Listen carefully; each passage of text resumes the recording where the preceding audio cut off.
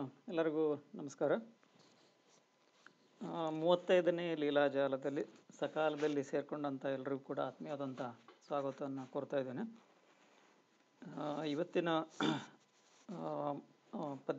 ಇವತ್ತಿನ ಉಪನ್ಯಾಸಕ್ಕೂ ಪೂರ್ವದಲ್ಲಿ ಒಂದೆರಡು ಸೂಚನೆಗಳನ್ನ ಹೇಳಲಿಕ್ಕೆ ಇಷ್ಟಪಡ್ತಾ ಇದ್ದೇನೆ.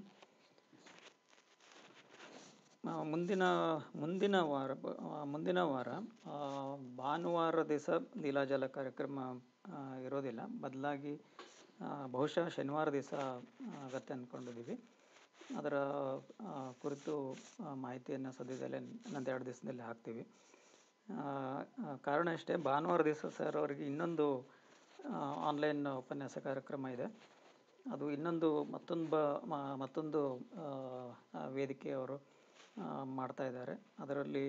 ಅದರಲ್ಲೂ ಕೂಡ ತಾವು ಆಸಕ್ತರು ಭಾಗವಹಿಸ್ಬೋದು.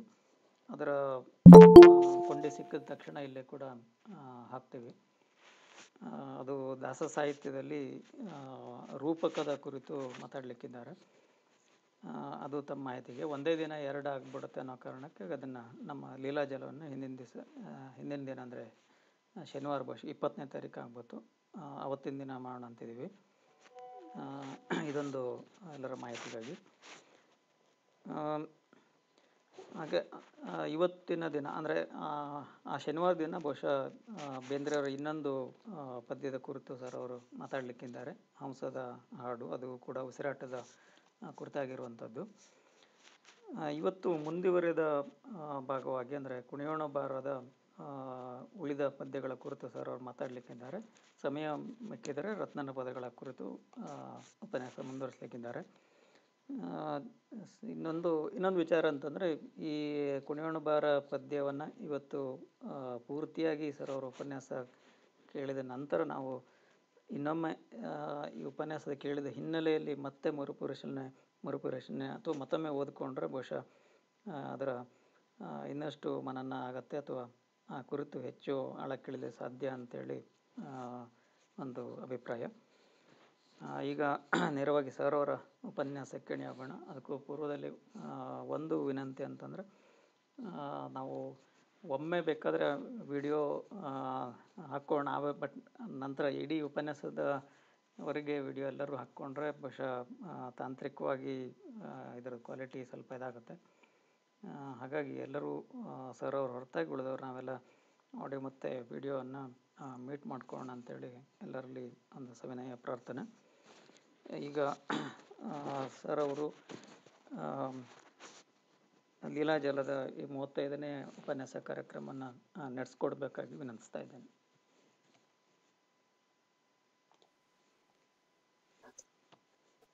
ಆತ್ಮೀಯರೇ, ಎಲ್ಲರಿಗೂ ನಮಸ್ಕಾರ. ಹಬ್ಬದ ಮುನ್ನಾ ದಿನ, ಹಬ್ಬದ ಸಿದ್ಧತೆಯ ನಡುವೆಯೂ ಈ ಕಾರ್ಯಕ್ರಮದಲ್ಲಿ ತಾವೆಲ್ಲ ಸೇರಿರೋದು ನನಗೆ ಅತ್ಯಂತ ಸಂತೋಷ ಕೊಟ್ಟಿದೆ.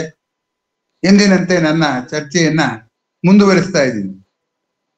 ಈ ಕುಣಿಯೋಣ ಬಾರ ಪದ್ಯ ಅತ್ಯಂತ ಪ್ರಾಸಬದ್ಧವಾದಂತಹ, ಗಮನ ಸೆಳೆಯುವಂತಹ ಪದ್ಯ ಆದ್ರೂ ಕೂಡ ಓದಿ ಸಂತೋಷ ಪಟ್ಟವರನ್ನು ಬಿಟ್ರೆ ಸಮಾಜದ ಗಮನವನ್ನ ಅದು ಸೆಳೀಲಿಲ್ಲ ಅನ್ನುವಂಥದ್ದು ಕುತೂಹಲದ ಸಂಗತಿ.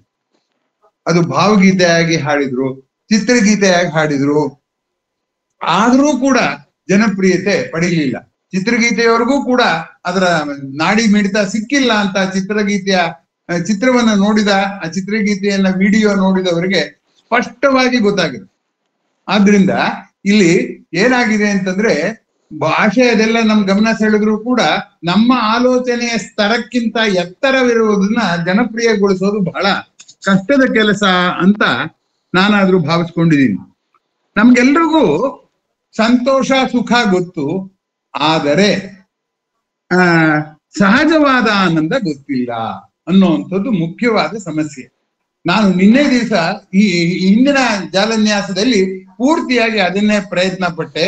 ಹಿಗ್ಗು ಅನ್ನೋದು ವಿಸ್ತಾರವಾಗೋದು ಅಂಥದ್ದು, ಇಡೀ ದೇಹ ಜೀವ ಎಲ್ಲವನ್ನೂ ಕೂಡ ವಿಸ್ತಾರವಾಗುವಂಥದ್ದು ಇದೆಯಲ್ಲ, ಅದಾಗ್ಬೇಕಾದ್ರೆ ಅದು ನಿರೀಕ್ಷೆ ಮಾಡುವ ಹಿಗ್ಗು ನಮ್ಮ ಅನುಭವಕ್ಕೆ ಬಂದಿಲ್ಲ ಅನ್ನುವಂಥದ್ದು ತುಂಬಾ ಗಮನಾರ್ಹವಾದಂಥ ಸಂಗತಿ. ಆ ಹಿಗ್ಗುಗೂ ಸಂತೋಷಕ್ಕೂ ಏನ್ ವ್ಯತ್ಯಾಸ ಅನ್ನುವಂಥದ್ದನ್ನು ಹೇಳಿದ್ರೆ, ನಾನು ಇದನ್ನ ಹೋಗ್ಬಾರಿ ಹೇಳಿದ್ದೇನೆ, ಸಂಕ್ಷೇಪವಾಗಿ ಬೇರೆ ರೀತಿಯಲ್ಲಿ ಹೇಳೋಕ್ ಪ್ರಯತ್ನ ಪಡ್ತೇನೆ. ಸಂತೋಷ ಅನ್ನೋದು, ಸುಖ ಅನ್ನೋದು, ದುಃಖ ಅನ್ನೋದು ಬಾಹ್ಯ ವಿದ್ಯಮಾನಗಳಿಗೆ ನಾವು ತೋರಿಸುವ ಪ್ರತಿಕ್ರಿಯೆ. ಅಂದ್ರೆ ಏನಾಯ್ತು, ನನಗೆ ಯಾರೋ ಒಳ್ಳೆ ಮಾತಾಡಿದ್ರು, ನನ್ನನ್ನ ಮೆಚ್ಕೊಂಡ್ರು, ಅದು ನನಗೆ ಮೆಚ್ಚುಗೆಗೆ ನನ್ನ ಪ್ರತಿಕ್ರಿಯೆ ನಂಗೆ ಸುಖ ಅನ್ನಿಸ್ತು. ಯಾರೋ ನನ್ ಬೈದ್ರು, ಅದಕ್ಕೆ ನನ್ನ ಪ್ರತಿಕ್ರಿಯೆ ದುಃಖ ಅನ್ಸ್ತು. ಅದರಿಂದ ಬಾಹ್ಯ ಕಾರಣಗಳಿಂದ ಮಾಡುವಂತಹ ಸುಖ ಮತ್ತೆ ಸಂತೋಷ ಇವಿವೆ. ಯಾರು ಸಂತೋಷವಾಗಿದ್ರು ನಾವು ಮೊದಲು ಕೇಳೋ ಪ್ರಶ್ನೆ, ಯಾಕೆ ಸಂತೋಷವಾಗಿದ್ಯಾ ನೀನು ಅಂತ. ಹಾಸ್ಯವಿಲ್ಲದ ನಗು ಸಾಧ್ಯವಿಲ್ಲ, ಕೋತಿ ಒಂದೇ ಹಾಗೆ ನಗತ್ತೆ ಹಾಸ್ಯವಿಲ್ಲದೆ ಅಂತ ಹೇಳುವಂತ ನನ್ನ ಗೆಳೆಯರ ಮಾತುಗಳನ್ನು ಕೂಡ ನಾನು ಕೇಳಿದ್ದೀನಿ. ಆದರೆ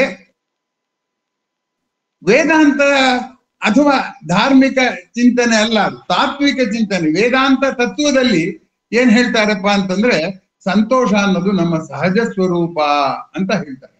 ಸಂತೋಷ ನಮ್ಮ ಸಹಜ ಸ್ವರೂಪ ಅಂದ್ರೆ ಸಚ್ಚಿದಾನಂದ ಸ್ವರೂಪ ಅಂತ. ಆ ಸಚ್ಚಿದಾನಂದ ಸ್ವರೂಪ ಇದೆಯಲ್ಲ, ಅದು ಎಂಥದದು ಅನ್ನೋದು, ಆ ಎಂಥದದು ಅನ್ನೋದು ಈ ಪದ್ಯ ವಿವರಿಸಿದ್ರು ಕೂಡ ನಮಗೆ ಒಮ್ಮೆಯೂ ಆ ಅನುಭವ ಆಗಿಲ್ಲದೆ ಇರೋದ್ರಿಂದ ಈ ಪದ್ಯ ಬಹುಶಃ ಕಷ್ಟವಾಗಿ ಕಾಣುತ್ತೆ. ಈಗ ನಾನು ಹೇಳಿದ ರೀತಿಯಲ್ಲೇ ಪ್ರತಿಕ್ರಿಯೆ ಉಂಟಾಗೋದು ಮನಸ್ಸಿನಲ್ಲಿ, ಆದ್ರೆ ಕಾರಣ ಜಗತ್ತಿನಲ್ಲಿ. ಜಗತ್ತಿನ ಕಾರಣದಿಂದಾಗಿ ಮನಸ್ಸಿನಲ್ಲಿ ಮೂಡುವ ಅಲೆ ಇದೆಯಲ್ಲ, ಅದು ಸುಖ. ಜಗತ್ತಿನ ಕಾರಣದಿಂದಾಗಿ ಮನಸ್ಸಿನಲ್ಲಿ ಏಳುವ ಅಲೆ ಇದೆಯಲ್ಲ, ಅದು ದುಃಖ. ಈ ಸುಖ ದುಃಖಗಳು ಮಾನಸ ಇದು ಮನೋಮಯ ಲೋಕದ ಅಲೆಗಳು ಅಷ್ಟೇ. ಆದರೆ ಸಂತೋಷ ಅಥವಾ ಹಿಗ್ಗು ಅನ್ನುವಂಥದ್ದು ಇದೆಯಲ್ಲ, ಸಂತೋಷ ಅಥವಾ ಹಿಗ್ಗು ಅನ್ನುವಂಥದ್ದು ಹೇಗಪ್ಪ ಅಂತಂದ್ರೆ, ಅದು ವಿಶ್ವ ಪ್ರಜ್ಞೆಯಿಂದ ಉಂಟಾಗುವ ಅಲೆ. ವಿಶ್ವ ಪ್ರಜ್ಞೆ ನನ್ಗೆ ಇದೆಯೋ ಇಲ್ಲೋ, ನಾನು ವಿಶ್ವ ಎಲ್ಲ ನೋಡ್ತೀನಿ, ನನ್ಗೆ ವಿಶ್ವ ಪ್ರಜ್ಞೆ ಇದೆ ಅಂತ ಅನ್ಕೊಳ್ಳೋದು ಬೇರೆ, ಆದ್ರೆ ನಾನೇ ವಿಶ್ವ ಅಂತ ಅನ್ಕೊಳ್ಳೋದೇ ಬೇರೆ. ಈಗ ಒಂದು ಉದಾಹರಣೆಯನ್ನ ಕೊಟ್ಟು ನಾನು ಇದನ್ನ ಸ್ಪಷ್ಟಪಡಿಸ್ತೀನಿ.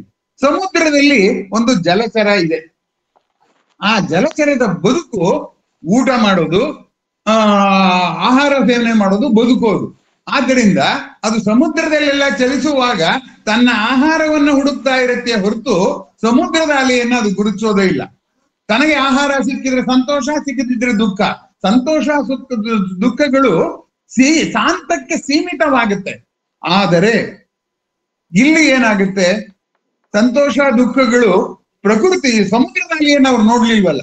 ಅದರಿಂದ ಲೀಲೆ ಪ್ರಕೃತಿಯಲ್ಲಿದೆ, ನಾನೇ ಆ ಪ್ರಕೃತಿ ಅಂತ ಭಾವಿಸಿದಾಗ ಆಗುವ ಆನಂದ ಇದೆಯಲ್ಲ, ಅದು ಏನಾಗತ್ತಪ್ಪ ಅಂದ್ರೆ ಸಹಜ ಆನಂದ ಅಂತ ಕರೀತಾರೆ. ಆದ್ದರಿಂದ ಕಾರಣವನ್ನ, ಸಮುದ್ರವಾಗಿ ನಾನು ನೋಡಿದರೆ ಅದು ನನಗೆ ಲೋಕದ ವಿದ್ಯಮಾನವಾಗಿ ಕಾಣುತ್ತೆ. ನಾನು ಸಮುದ್ರವೂ ಹೌದು, ನದಿಯೂ ಹೌದು, ನಾನೂ ಪ್ರಕೃತಿಯ ಚೂರು, ಅದು ಪ್ರಕೃತಿಯ ಚೂರು, ನನಗೂ ಅದಕ್ಕೂ ಭೇದ ಇಲ್ಲ ಅನ್ನುವ ದೃಷ್ಟಿಯಿಂದ ನೋಡಿದ್ರೆ ಅವಾಗ ಅದು ಆಗುತ್ತೆ. ಅದರಿಂದ ಅಲೆ ಎಲ್ಲಿದೆ, ಸಂತೋಷದ ಅಲೆ ಎಲ್ಲಿದೆ, ಸಮುದ್ರದಲ್ಲಿದೆ ಅಂತಂದ್ರೆ ಆಗ ನಾನ್ ಬೇರೆ, ಸಮುದ್ರ ಬೇರೆ ಅಂತ ಆಗುತ್ತೆ. ಆ ಸಮುದ್ರವೇ ನಾನು ಅಂತ ಅನ್ಕೊಂಡು ನೋಡೋದಿದೆಯಲ್ಲ, ಆವಾಗ ಬರುವಂತ ಹಿಗ್ಗು ಇದೆಯಲ್ಲ, ಅದನ್ನ ಸಹಜ ಆನಂದ ಅಂತ ಕರೀತಾರೆ. ಬೇಂದ್ರೆಯವರು ಕುಣಿಯೋಣ ಬಾರದಲ್ಲಿ ಆ ಸಹಜ ಆನಂದವನ್ನ ಕಾಣ್ತಾರೆ. ಅವ್ರು ಯಾವಾಗ್ಲೂ ಹಾಗೆ ಪಾತ್ರಗೀತಿ ಪಕ್ಕ ನೋಡ್ದೇನೆ ಅಕ್ಕ ಅಂತ ಒಂದು ಪದ್ಯ ಬರೆದಿದ್ದಾರೆ. ಆ ಪಾತ್ರಗೀತಿ ಪಕ್ಕ ನೋಡ್ದೇನೆ ಅಕ್ಕ ಅನ್ನೋದ್ರಲ್ಲಿ ಅವ್ರು ಏನ್ ಮಾಡ್ತಾರೆ ಅಂದ್ರೆ, ಗಾಳಿ ಕೆನೆಯಲ್ಲೇನ ಮಾಡಿದ್ದಾರ ತಾನ ಅಂತ ತನ್ನನ್ನ ಗಾಳಿ ಕೆನೆಯಲ್ಲಿ ಏನಾದ್ರು ಮಾಡಿದಾರ ಅಂತ ಚಿಟ್ಟೆ ಆಲೋಚನೆ ಮಾಡುತ್ತಂತೆ. ಹಾಗಾಗಿ ಅವರು ಕವಿಯಾಗಿ ಚಿಟ್ಟೆಯನ್ನು ನೋಡೋದಿಲ್ಲ, ಚಿಟ್ಟೆಯಾಗಿ ತನ್ನ ಕವಿತನವನ್ನೇ ನೋಡ್ತಾರೆ. ಹಾಗಾಗಿ ಓದುತ್ತದ್ರಿಂದ ಇಲ್ಲಿ ಈ ಅದಲು ಬದಲು ಇದೆಯಲ್ಲ, ಅದನ್ನ ನಾವು ಮಾಡಿಕೊಳ್ಳದೆ ಹೋದ್ರೆ ಈ ಪದ್ಯ ಅರ್ಥ ಆಗಲ್ಲ ಅಂತ ನಾನು ಭಾವಿಸ್ಕೊಂಡಿದ್ದೀನಿ. ಒಂದು ನಗೆಹನಿ ಉಂಟು. ಏನಪ್ಪಾ ಅಂತಂದ್ರೆ, ಒಬ್ಬ ಮಧ್ಯರಾತ್ರಿಯಲ್ಲಿ ದಾರಿ ಓಡಾಡ್ತಾ ಇದ್ನಂತೆ. ಆ ದಾರಿಲಿ ಓಡಾಡ್ತಾ ಇರ್ಬೇಕಾದ್ರೆ ಏನಾಯ್ತು, ಒಬ್ಬ ಮುದುಕರು ಸಿಕ್ಕಿದ್ರು. ಅಲ್ಲಪ್ಪ, ಯಾಕೆ ಹೀಗೆ ನೀನು ಮಧ್ಯರಾತ್ರಿಲಿ ಓಡಾಡ್ತಿದ್ಯಾ, ಮನೇಲಿ ಹೆಂಡತಿ ಕಾಯ್ತಾ ಇರ್ತಾಳೆ, ಮನೆಗೆ ಹೋಗ್ಬಾರ್ದೆ ಅಂತದ್ರಂತೆ. ಅದಕ್ಕೆ ಅವನು, ನನಗ್ ಮದುವೆ ಆಗಿಲ್ರಿ ಅನ್ನಂತೆ. ಅವಾಗ ಹೇಳಿದಂತ ಮುದುಕರು, ಹಾಗಿದ್ರೆ ಮನೆಗೆ ಹೋಗಕ್ ಯಾಕೆ ಭಯ ನಿಂಗೆ, ಮದುವೆ ಆಗಿಲ್ದೆ ಇದ್ಮೇಲೆ ಭಯ ಇರಬಾರ್ದಲ್ಲ ಅಂದ್ರಂತೆ. ಹಾಗೆ ನಮ್ಗೀಗ ಏನಾಗಿದೆ, ಈ ನಗೆಹನಿಯನ್ನ ನಾನು ಹೇಳಿದ್ದ ಕಾರಣ ಏನಪ್ಪಾ ಅಂದ್ರೆ, ನಮ್ಮ ಮನೆಗೆ, ಅಂತರಂಗದ ಮನೆಗೆ ಹೋಗೋಕೆ ನಮಗ್ ಭಯ. ಯಾಕೆ ಅಂದ್ರೆ ಅಂತರಂಗದಲ್ಲಿ ಚಿಂತೆ ಕೂತಿದೆ. ಆದ್ರೆ ಅಂತರಂಗದಲ್ಲಿ ಹೆಂಡತಿ ಕಾಯ್ತಿದ್ದಾಳೆ, ಆನಂದ ಕಾಯ್ತಾ ಇದೆ ಅಂತ ಆದ್ರೆ ಅವಾಗ ನಾವು ನನ್ನ ಹೊರಗಿನ ಜಗತ್ತಿನ ಸುದ್ದಿಗೆ ಹೋಗೋದಿಲ್ಲ, ನನ್ನ ಒಳ ಜಗತ್ತನ್ನೇ ನಾನು ನೇರವಾಗಿ ಪ್ರವೇಶಿಸ್ತೀನಿ. ಹೀಗಾಗಿ ಇಲ್ಲಿ ನಾವು ಆನಂದವನ್ನ ಕಾಣಬೇಕಾದ್ರೆ ಮೊದಲು ನಮ್ಮ ಅಂತರಂಗವನ್ನು ಪ್ರವೇಶಿಸುವ ದಿಟ್ಟತನ ನಮಗ್ ಬರ್ಬೇಕು. ಆ ದಿಟ್ಟತನ ಇಲ್ಲದೆ ಇರೋರಿಗೆ ಕುಣಿಯೋಣ ಬಾರ ಅರ್ಥವಾಗೋಕ್ ಸಾಧ್ಯವೇ ಇಲ್ಲ. ಅಯ್ಯೋ ಹಾಗಾದ್ರೆ ನಮ್ಗೆ ಆ ದಿಟ್ಟತನ ಇಲ್ಲ, ಅರ್ಥವಾಗಲ್ಲ ಅಂತ ನೀವು ಹೇಳೋದಕ್ ಮುಂಚೆ ನಾನು ಇನ್ನೊಂದು ಪ್ರಸಂಗವನ್ನ ನಿಮ್ಮ ಮುಂದೆ ಹೇಳ್ಬೇಕು. ಕೆಲವು ಸರಿ ಅರ್ಥವಾಗದೇ ಇದ್ರೂ ಕೂಡ ಅದ್ರಲ್ಲಿ ಏನೋ ಚೆನ್ನಾಗಿದೆ ಅಂತ ಅನ್ಸುತ್ತೆ. ಈಗ ಅನೇಕ ಸಾರಿ ಈಗ ಇವ್ರದೇ ತಗೊಳ್ಳಿ, ಶಿಶುನಾಳ್ ಸಾಹೇಬ್ರ ಪದ್ಯನೇ ತಗೊಳ್ಳಿ. ಶಿಶುನಾಳ್ ಸಾಹೇಬ್ರ ಪದ್ಯವನ್ನು ತಗೊಂಡ್ರೆ ನೀವು ಅದ್ರಲ್ಲಿ ಎಲ್ಲಾ ಅರ್ಥವು ಸಂಪೂರ್ಣವಾಗಿ ನಮ್ಗೇನು ಅರ್ಥವಾಗಿರಲ್ಲ, ಆದ್ರೂ ಆ ಹಾಡು ಕೇಳಿದ್ರೆ ಯಾಕೋ ಚೆನ್ನಾಗಿದೆ, ಏನೋ ಹೇಳಕ್ ಹೊರಟಿದ್ದಾರೆ ಇವರು ಅನ್ನೋದು ಸ್ಪಷ್ಟವಾಗ್ತಾ ಹೋಗುತ್ತೆ ಅಂತ. ಅದಕ್ಕೊಂದು ಪ್ರಸಂಗವನ್ನ ನಾನು ನಿಮ್ ಮುಂದೆ ಹೇಳ್ತೇನೆ. ನಾನು ಪ್ರೌಢಶಾಲೆ ಓದ್ತಾ ಇದ್ದಾಗ ಕುದೂರು ಅಂತ ಒಂದು ಊರಲ್ಲಿದ್ದೆ. ನಮ್ಮ ಮನೆ ಎದುರಿಗೇನೆ ಒಂದು ಪ್ರಾಥಮಿಕ ಶಾಲೆ. ಆ ಶಾಲೆಯಲ್ಲಿ ಈ 3-4 ಕೊಠಡಿ ಇದ್ದು, 4 ತರಗತಿಗೂ 4 ಕೊಠಡಿ. ಆ ಕೊಠಡಿಯಲ್ಲಿ ಒಂದು ತರಗತಿಯಲ್ಲಿ ಹುಡುಗರು ವಿಶೇಷವಾಗಿ ಗದ್ದಲ ಮಾಡ್ತಾ ಇದ್ರು. ಇದೇನ್ ಇಷ್ಟೊಂದು ಗದ್ದಲಾಟೆ ಮಾಡ್ತಾರೆ, ಸಂತ ಇದ್ದಾಗಿದೆ, ಮೇಷ್ಟ್ರು ಸುಮ್ಮನೆ ಕೂತಿದಾರಲ್ಲ ಅಂತ ನಾವು ಅಲ್ಲೇ ನಿಂತ್ಕೊಂಡ್ವಿ. ಆಗೇನಾಯ್ತು, ಅವ್ರು ಹೋಗ್ಬಿಟ್ಟು ಅಲ್ಲಿ ಇನ್ನೊಬ್ಬ ಅಧ್ಯಾಪಕರ ಎಲ್ಲ ಕೂತಿದ್ ಕಡೆ ಹೋಗ್ಬಿಟ್ಟು, ನನ್ ಕೈಲಿ ಹುಡುಗರನ್ನ ಸುಮ್ಮನೆ ಕೂಡ್ಸಕ್ ಆಗಲ್ಲ, ನೀವೇನಾದ್ರು ಮಾಡ್ಕೊಳ್ಳಿ, ನಂಗೆ ಮೊದ್ಲು ಹುಡುಗರನ್ನ ಸುಮ್ಮನೆ ಕೂಡ್ಸಿದ್ರೆ ನಾನು ಪಾಠ ಮಾಡ್ತೇನೆ ಹೊರತು ನಂಗೆ ಹೀಗೆ ಕೂಡ್ಸಕ್ ಆಗಲ್ಲ ಅಂದ್ರು.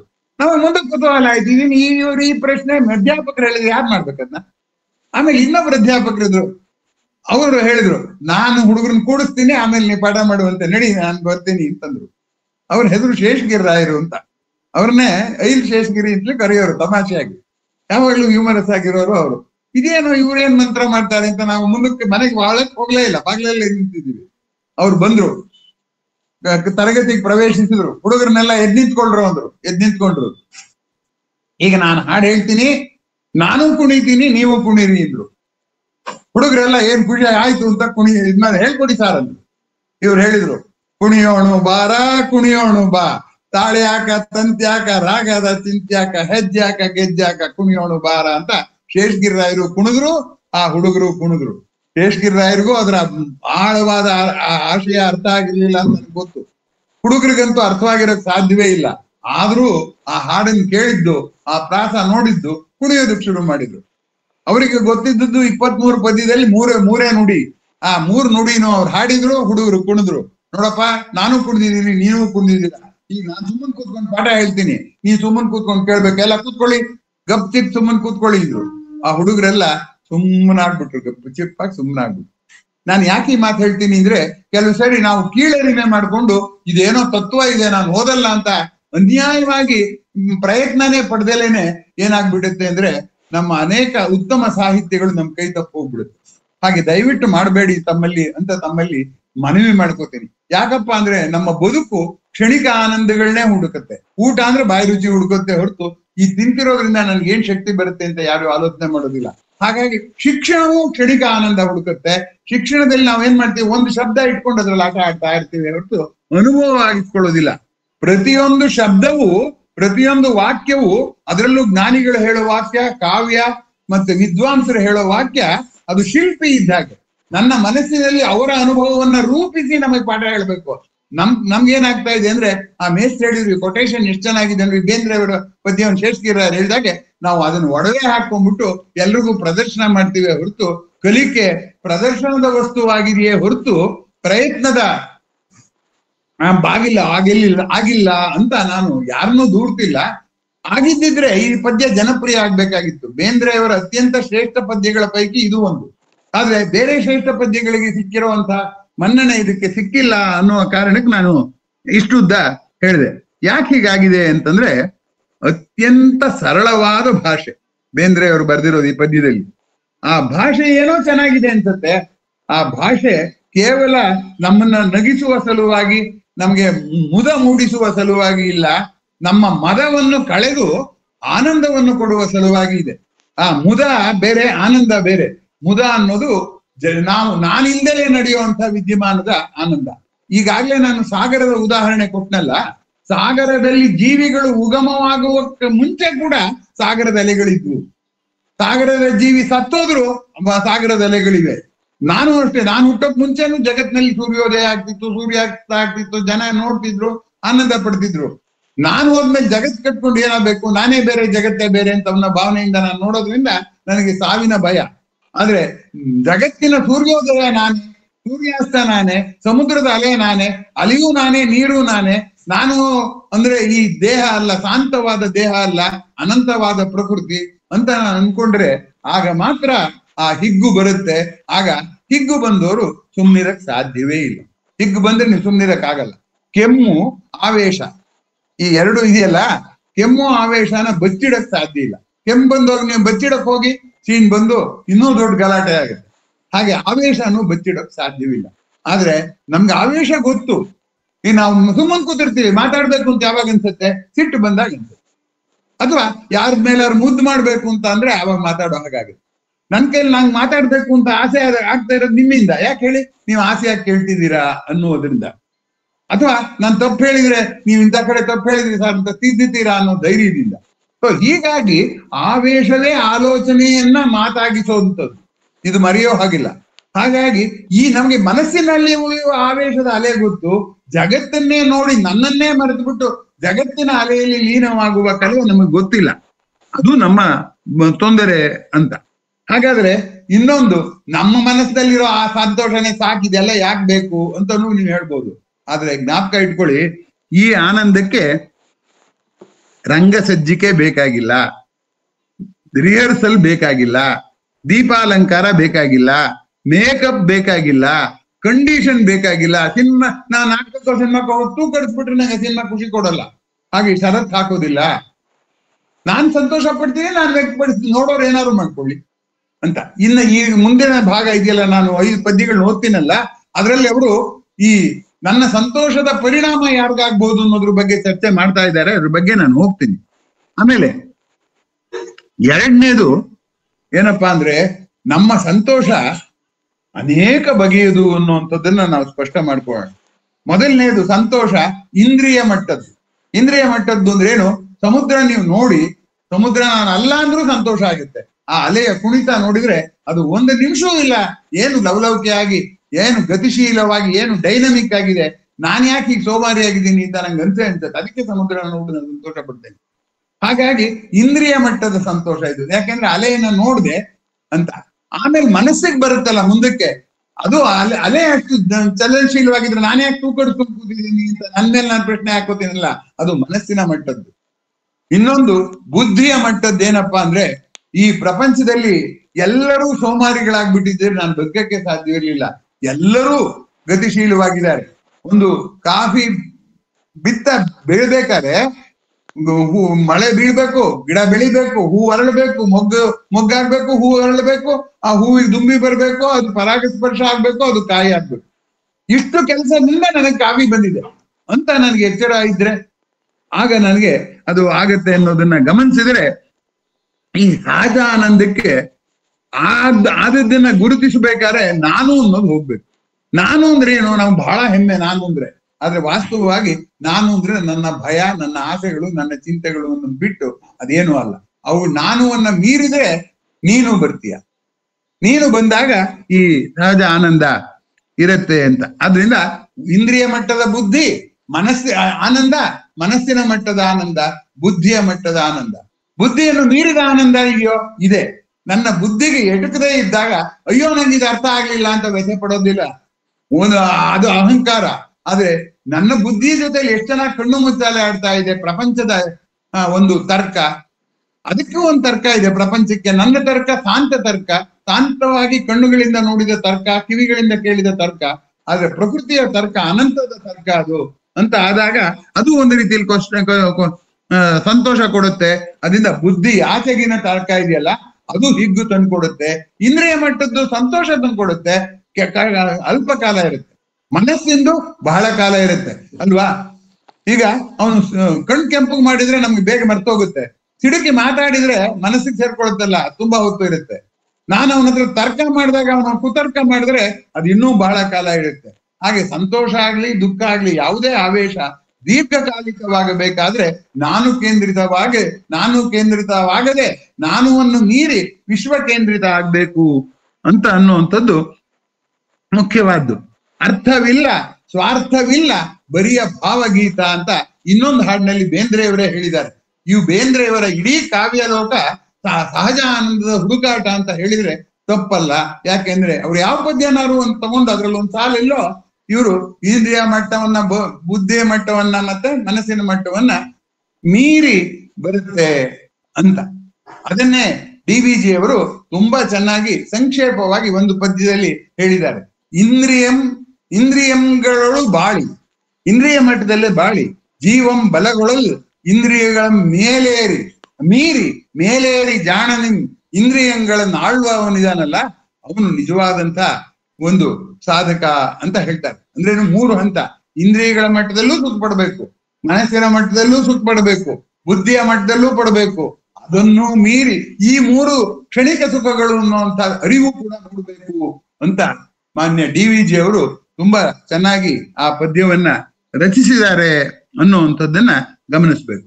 ಇನ್ನು ಯೋಗದಲ್ಲಿ ತಗೊಂಬಂದು ನೀವು ಕುಣಿಯೋಣ ಬಾರ ಹೇಳಿದ್ರಲ್ಲ, ಎಷ್ಟು ಮಟ್ಟಿಗೆ ಸರಿ ಅಂತಂದ್ರೆ, ಯೋಗದಲ್ಲಿ 2 ತಾಂತ್ರಿಕ ಪದಗಳಿವೆ. ಆ 2 ತಾಂತ್ರಿಕ ಪದಗಳಿಗೂ ಈ ಕುಣಿಯೋಣ ಬಾರವಿಗೂ ತುಂಬಾ ಹತ್ತಿರದ ಸಂಬಂಧ ಇದೆ.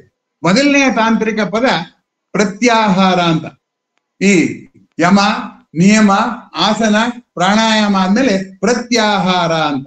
ಪ್ರತ್ಯಾಹಾರ ಅಂದ್ರೆ ತನ್ನ ಮನಸ್ಸನ್ನ ಹೊರ ಜಗತ್ತನ್ನ ಬಿಟ್ಟುಬಿಟ್ಟು ಒಳ ಜಗತ್ತಿಗೆ ಬರೋದು. ಆ ಬೀದಿಲಿ ಎಳೆದಿದ್ದ ಹುಡುಗ ಇದ್ನಲ್ಲ, ಅವನು ತನ್ನ ಮನೆಯನ್ನ ಪ್ರವೇಶಿಸೋದು, ಅದನ್ನ ಪ್ರತ್ಯಾಹಾರ ಅಂತ ಕರೀತಾರೆ. ಉಪರತಿ ಅಂತ ಇನ್ನೊಂದು ಪದ ಇದೆ. ಉಪರತಿ ಅಂದ್ರೆ ಏನು ಅಂದ್ರೆ, ಬಾಹ್ಯ ಜಗತ್ತಿನಲ್ಲಿ ಏನ್ ಬೇಕಾದ್ರೂ ಹಾಕೊಂಡು ಹೋಗ್ಲಿ, ಅದಕ್ಕೂ ನನಗೂ ಸಂಬಂಧ ಇಲ್ಲ. ಆ ಜಗತ್ತಿನೆಲ್ಲ ಆಗದ್ ನಾನು ನೋಡ್ತೀನಿ, ಆದ್ರೆ ನನ್ನ ಮನಸ್ಸಿಗೆ ತಂದ್ಕೊಳ್ಳೋದಿಲ್ಲ, ನನ್ನೊಳಗೆ ನಾನು ಹಾಯಾಗಿರ್ತೀನಿ ಅಂತ ಯಾವ್ದು ಹೇಳ್ತಾರೋ ಅದಕ್ಕೆ ಉಪರತಿ ಅಂತ ಕರೀತಾರೆ. ಶಂಕರಾಚಾರ್ಯರು ಉಪರತಿಯನ್ನ ಬಾಹ್ಯಾನಾಲಂಬನ ವೃತ್ತಿ ರೇಷೋಪರತಿ ಕೀರ್ತಿತಂ ಅಂತ ಹೇಳ್ತಾರೆ. ಬಾಹ್ಯವಾದ ವಿಷಯಗಳಿಗೆ ಅವಲಂಬಿಸದೇ ಇರುವಂತ ಒಂದು ಮನಸ್ಸಿನ ಚಿತ್ತವೃತ್ತಿ ಇದೆಯಲ್ಲ, ಅದನ್ನ ಉಪರತಿ ಅಂತ ಕರೀತಾರೆ. ಅಂದ್ರೆ ಮನಸ್ಸಿನೊಳಗೆ ಪ್ರವೇಶಿಸೋದು, ಕಿಟಕಿ ತೆಗೆದು ಆಚೆ ಆಗಿಂದಾಗ ಅಲ್ಲೇ ನಡೀತಿದೆ ಅನ್ನುವಂತ ಒಂದು ಐಡ್ಲ್ ಕ್ಯೂರಿಯಾಸಿಟಿ ಅಥವಾ ಜಡ ಕುತೂಹಲದಿಂದ ಹೊರಗಡೆ ನೋಡದೇ ಇರೋದು, ಅದನ್ನ ನಾವು ಏನಂತ ಕರೀತಾರೆ, ಉಪರತಿ ಅಂತ ಕರೀತಾರೆ.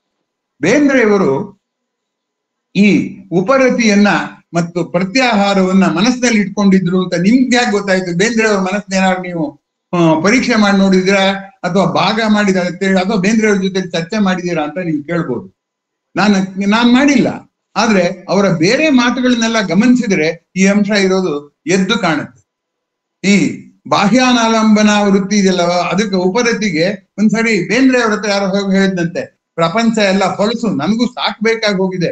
ಯಾಕೆಂದ್ರೆ ಎಲ್ಲಿ ನೋಡಿದ್ರು ಕೆಸರು, ಇದು ಎಂತದ್ದು ಸಗಣಿ, ಮಲ, ಕೊಳೆ, ಅದರ ದುರ್ವಾಸನೆ ಇದೆ, ನನಗೆ ಬೇಜಾರಾಗಿ ಹೋಗಿದೆ, ನಾನು ಏನ್ ಮಾಡ್ಲಿ ಅಂತ ಬೇಂದ್ರೆ ಅಂತ ಕೇಳಿದ್ನಂತೆ. ಅದಕ್ಕೆ ಅವ್ರು ಹೇಳಿದ್ರಂತೆ, ನೀನು ಆ ಕೆಸರೂ ಅಲ್ಲ, ಸಗಣಿನೂ ಅಲ್ಲ, ಆದ್ರೆ ನೀನು ಗುಲಾಬಿ ಗಿಡ. ಆದ್ರಿಂದ ನೀನು ಗುಲಾಬಿ ಗಿಡಕ್ಕೆ ಅದನ್ನ ಗೊಬ್ಬರವಾಗಿ ಹಾಕು. ಆ ಗೊಬ್ಬರದಲ್ಲಿ ಸುಗಂಧ ಪೂರಿತವಾದಂತ ಒಂದು ಹೂ ಬಿಡುತ್ತೆ. ಅದರಿಂದ ನಿನ್ನ ಅಂತರಂಗದಲ್ಲಿ ಆ ದುರ್ಗಂಧವನ್ನ ಸುಗಂಧವಾಗಿಸುವ ತಾಕತ್ತನ್ನ ಬಿಟ್ಬಿಟ್ಟು ನೀನ್ ಹೋಗ್ಬಿಟ್ಟು ಆ ವಾಸನೆ ನೋಡ್ಬಿಟ್ಟು ಅದು ನನಗೋಸ್ಕರ ಬಂದಿದ್ದು ಅಂತ ಅನ್ಕೋತೀಯ ಅಂತ. ಅಂದ್ರೆ ಏನಾಯ್ತು, ಶಾಂತವಾದ ಬದುಕನ್ನು ತೋರಿಸುವ ಇಂದ್ರಿಯಾನುಭವದ ಗೊಬ್ಬರವನ್ನ ಅನಂತವಾದ ಸುಗಂಧ ಬೀರುವ ಗುಲಾಬಿಯಾಗಿಸಬೇಕು ಅನ್ನೋದು ಇದೆಯಲ್ಲ, ಅದು ಏನಂತಂದ್ರೆ ಸಂತೋಷವನ್ನ ಹಿಗ್ಗು ಆಗಿಸಬೇಕು ಎನ್ನುವ ಮಾತಿನ ಮತ್ತೊಂದು ರೂಪ ಅಂತ ನಾನು ತಿಳ್ಕೊಂಡಿದ್ದೀನಿ. ನಿಸರ್ಗ ನಿರಂತರವಾಗಿ ಕುಣಿತಾ ಇದೆ. ನಾನು ನಿಸರ್ಗದ ಕುಣಿತ ಆನಂದ ಪಡಬೇಕು ಅಂದ್ರೆ ನಾನು ಸಮುದ್ರದ ಅಲೆನ ನಾನು ಉತ್ತರ ಕನ್ನಡ ಜಿಲ್ಲೆಗೆ ಹೋಗಿದ್ದಾಗ ಇದರಲ್ಲಿ ನೋಡಿದ್ದೆ. ಎಲ್ಲಿ ಎಂತದ್ದು, ಗೋಕರ್ಣದಲ್ಲಿ. ನಾನು ಈಗ ಗೋಕರ್ಣಕ್ಕೆ ಹೋಗಲ್ಲ, ನಾನು ಮನೇಲೆ ಕೂತಿದ್ದೀನಿ. ಆದ್ರೆ ಗೋಕರ್ಣದಲ್ಲಿ ನೋಡಿದ ಅಲೆ ನನ್ ಮುಂದೆ ಬೇಕಾದ್ರೂ ಬಂದ್ ಕುಣಿಯುತ್ತೆ. ಆ ದೃಷ್ಟಿಯಿಂದ ಹೀಗಾಗಿ ಇಲ್ಲಿ ನಾವು ಗಮನಿಸ್ಬೇಕಾದ್ದೇನಪ್ಪಾ ಅಂದ್ರೆ, ಇಂದ್ರಿಯಾನುಭವಗಳು ಶಾಂತವಾದರೂ ಕೂಡ ಅನಂತವನ್ನು ನೆನಪಿಸುವ ತಾಕತ್ತು ಆ ಇಂದ್ರಿಯಾನುಭವಕ್ಕೆ ಇದೆ ಅನ್ನೋದನ್ನೇ ಪ್ರತ್ಯಾಹಾರ ಉಪರತಿ ಅಂತ ಕೇಳೋದು. ಅಲೆ ನೋಡ್ಬೇಕು ಅಂತ ಆಸೆ ಆದ್ ನಾನು ಗೋಕರ್ಣಕ್ಕೆ ಓಡೋಗೋದಿಲ್ಲ. ಗೋಕರ್ಣದಲ್ಲಿ ನೋಡಿದ ಅಲೆಯನ್ನ ಈಗಲೇ ಜ್ಞಾಪಿಸ್ಕೊಂಡು ನಂಗೆ ಅದು ಅಲೆಯಾಗಿ ಕಾಣುತ್ತೆ, ಸಮುದ್ರವಾಗಿ ಕಾಣುತ್ತೆ, ಸೃಷ್ಟಿಯಾಗಿ ಕಾಣುತ್ತೆ, ಆಮೇಲೆ ಇದ್ದಕ್ಕಿದ್ದಾಗೆ ಸೃಷ್ಟಿಕರ್ತನಾಗಿ ಕಾಣುತ್ತೆ. ಅದಕ್ಕೊಂದು ನಾನು ಅದೇ, ಯಾಕಂದ್ರೆ ನಾನು ಪ್ರಕೃತಿಯ ಒಂದು ಭಾಗ, ಅದು ಪ್ರಕೃತಿಯ ಒಂದು ಭಾಗ ಅಂತ ಅನ್ಸತ್ತೆ ಅನ್ನೋ ಸ್ತರಕ್ಕೆ ಹೋಗ್ತೀವಲ್ಲ ನಾವು. ಅದು ತುಂಬಾ ಮುಖ್ಯವಾದದ್ದು ಅಂತ. ಈಗ ನಾನು ಪದ್ಯಗಳನ್ನ ಓದೋದಕ್ಕೆ ಪ್ರಯತ್ನ ಪಡ್ತೇನೆ. 14 ಪದ್ಯಗಳನ್ನ ಓದಿದ್ದೆ, ಈಗ 15ನೇ ಪದ್ಯ. ಗರಿ ಗರಿ ಅಲ್ಲ ಸಾರಿ ಗರಿ ಗರಿ ಗಿರಿ ಗಿರಿ ಹಿಗ್ಗಿ ಹಿರಿ ಹಿರಿ ಜೈ ಸೈ ಸೈ ಸರಿ ಸರಿ ಕುಣಿಯೋನು ಬಾರ. ಹಿಗ್ಗಿ ಹಿರಿ ಹಿರಿ ಹಿಗ್ಗುಬಿಟ್ಟ ಅಂತ ನಾವು ಮಾತಾಡೋದ್ರಲ್ಲಿ ಹೇಳ್ತೀವಿ ಯಾವಾಗ್ಲೂ. ಹಿರಿ ಅಂದ್ರೆ ದೊಡ್ಡದಾಗೋದು ಅಂದ್ರೆ ಏನಾಗುತ್ತೆ, ನಂಗೆ ಸಂತೋಷ ಆದಾಗ ದೊಡ್ಡವನಾಗ್ತೀನಿ, ನಾನು ತುಂಬಾ ಮುಖ ಎಲ್ಲ ಅರಳುತ್ತೆ, ಮುದುರೋದಿಲ್ಲ, ಮುದುರೋದು ಚಿಕ್ಕದಾಗೋದು, ಅರಳೋದು ದೊಡ್ಡದಾಗೋದು.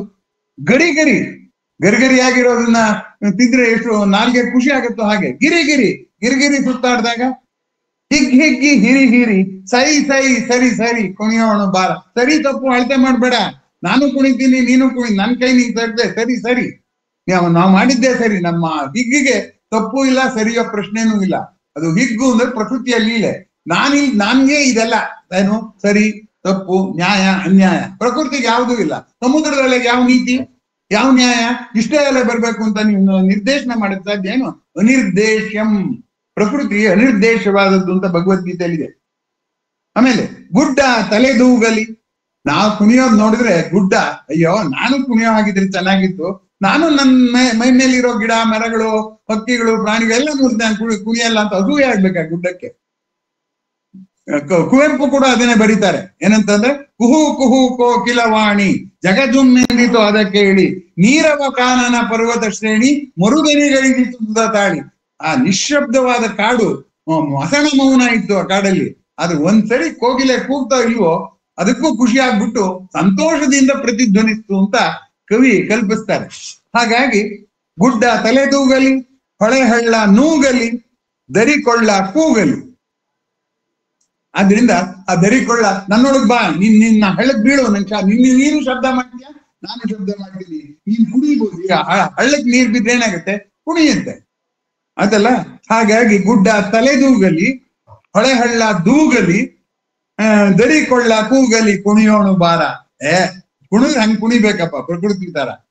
ನಾನ್ ಯಾರನ್ನೋ ಮೆಚ್ಚಕ್ಕೆ ತಾಳ ಹಾಕೊಂಡು ಇನ್ನೊಬ್ರನ್ನ ಮೆಚ್ಚಿ ವೇಷ ಹಾಕೊಂಡು ರಿಹರ್ಸಲ್ ಮಾಡಿ ಚಪ್ಪಾಳೆ ತಟ್ಟಿದ್ನೇ ಸಂತೋಷ ಪಡ್ತೀನಿ. ನೋ, ಯಾರು ಚಪ್ಪಾಳೆ ತಟ್ಲು ಬೇಡ, ಏನು ಬೇಡ, ಸುಮ್ನಿರೋರ್ಗು ಅಸೂಯೆ ಆಗ್ಬೇಕು ಇದೇನಪ್ಪ ಅಂತ. ರಾಜರತ್ನಂ ಹೇಳ್ತಾರೆ ಏನಂತಂದ್ರೆ, ಅವಳು ಪುಟ್ನಂಜಿನ ವಿವರಿಸಿದಾಗ ಎಲ್ರು ಇವನೊಂದು ಬೆಪ್ಪು ಪಾಪ, ಇವನೊಂದು ಹೆಂಡತಿ ಮೇಲೆ ಮಮಕಾರ ಬೆಳೆಸ್ಕೊಂಡು ಈಗ ಹೇಳ್ತಾನೆ ಇವನೊಂದು ಬೆಪ್ಪು ಪಾಪ ಅನ್ನೋರ್ಗೆ ಅಯ್ಯೋ ಪಾಪ ಅಂತ ಐತೆ ನನ್ ಪುಟ್ನಂಜಿ ರೂಪ ಅಂತಾರೆ. ಇವನಿಗೆ ಹುಚ್ಚಿಡ್ದ್ಬಿಟ್ಟಿದೆ, ಯಾವ್ದು ಕಾರಣವಿಲ್ಲದೇನೆ ಪ್ರಕೃತಿಯ ಲೀಲೆಯನ್ನು ನೋಡಿ ನಗ್ತಾನೆ ಅಂತ ಅನ್ನೋರ್ಗೆ ಅಯ್ಯೋ ಪಾಪ ಅನ್ನದಂತೆ ಅವ್ರ ಪುಟ್ನಂಜಿ ರೂಪ. ಹಾಗೆ ಇಲ್ಲಿ ಗುಡ್ಡ ತಲೆದೂಗಲಿ, ಹೊಳೆ ಹಳ್ಳ ನೂಗಲಿ, ದರಿಕೊಳ್ಳ ಕೂಗಲಿ ಕುಣಿಯೋಣು ಬಾರ. ಇಲ್ಲಿ ಜಡವೂ ಕೂಡ ಅಸೂಯೆ ಪಟ್ಟು ಚೇತನವಾಗಬೇಕು ಅಂತ ನೋಡಿ.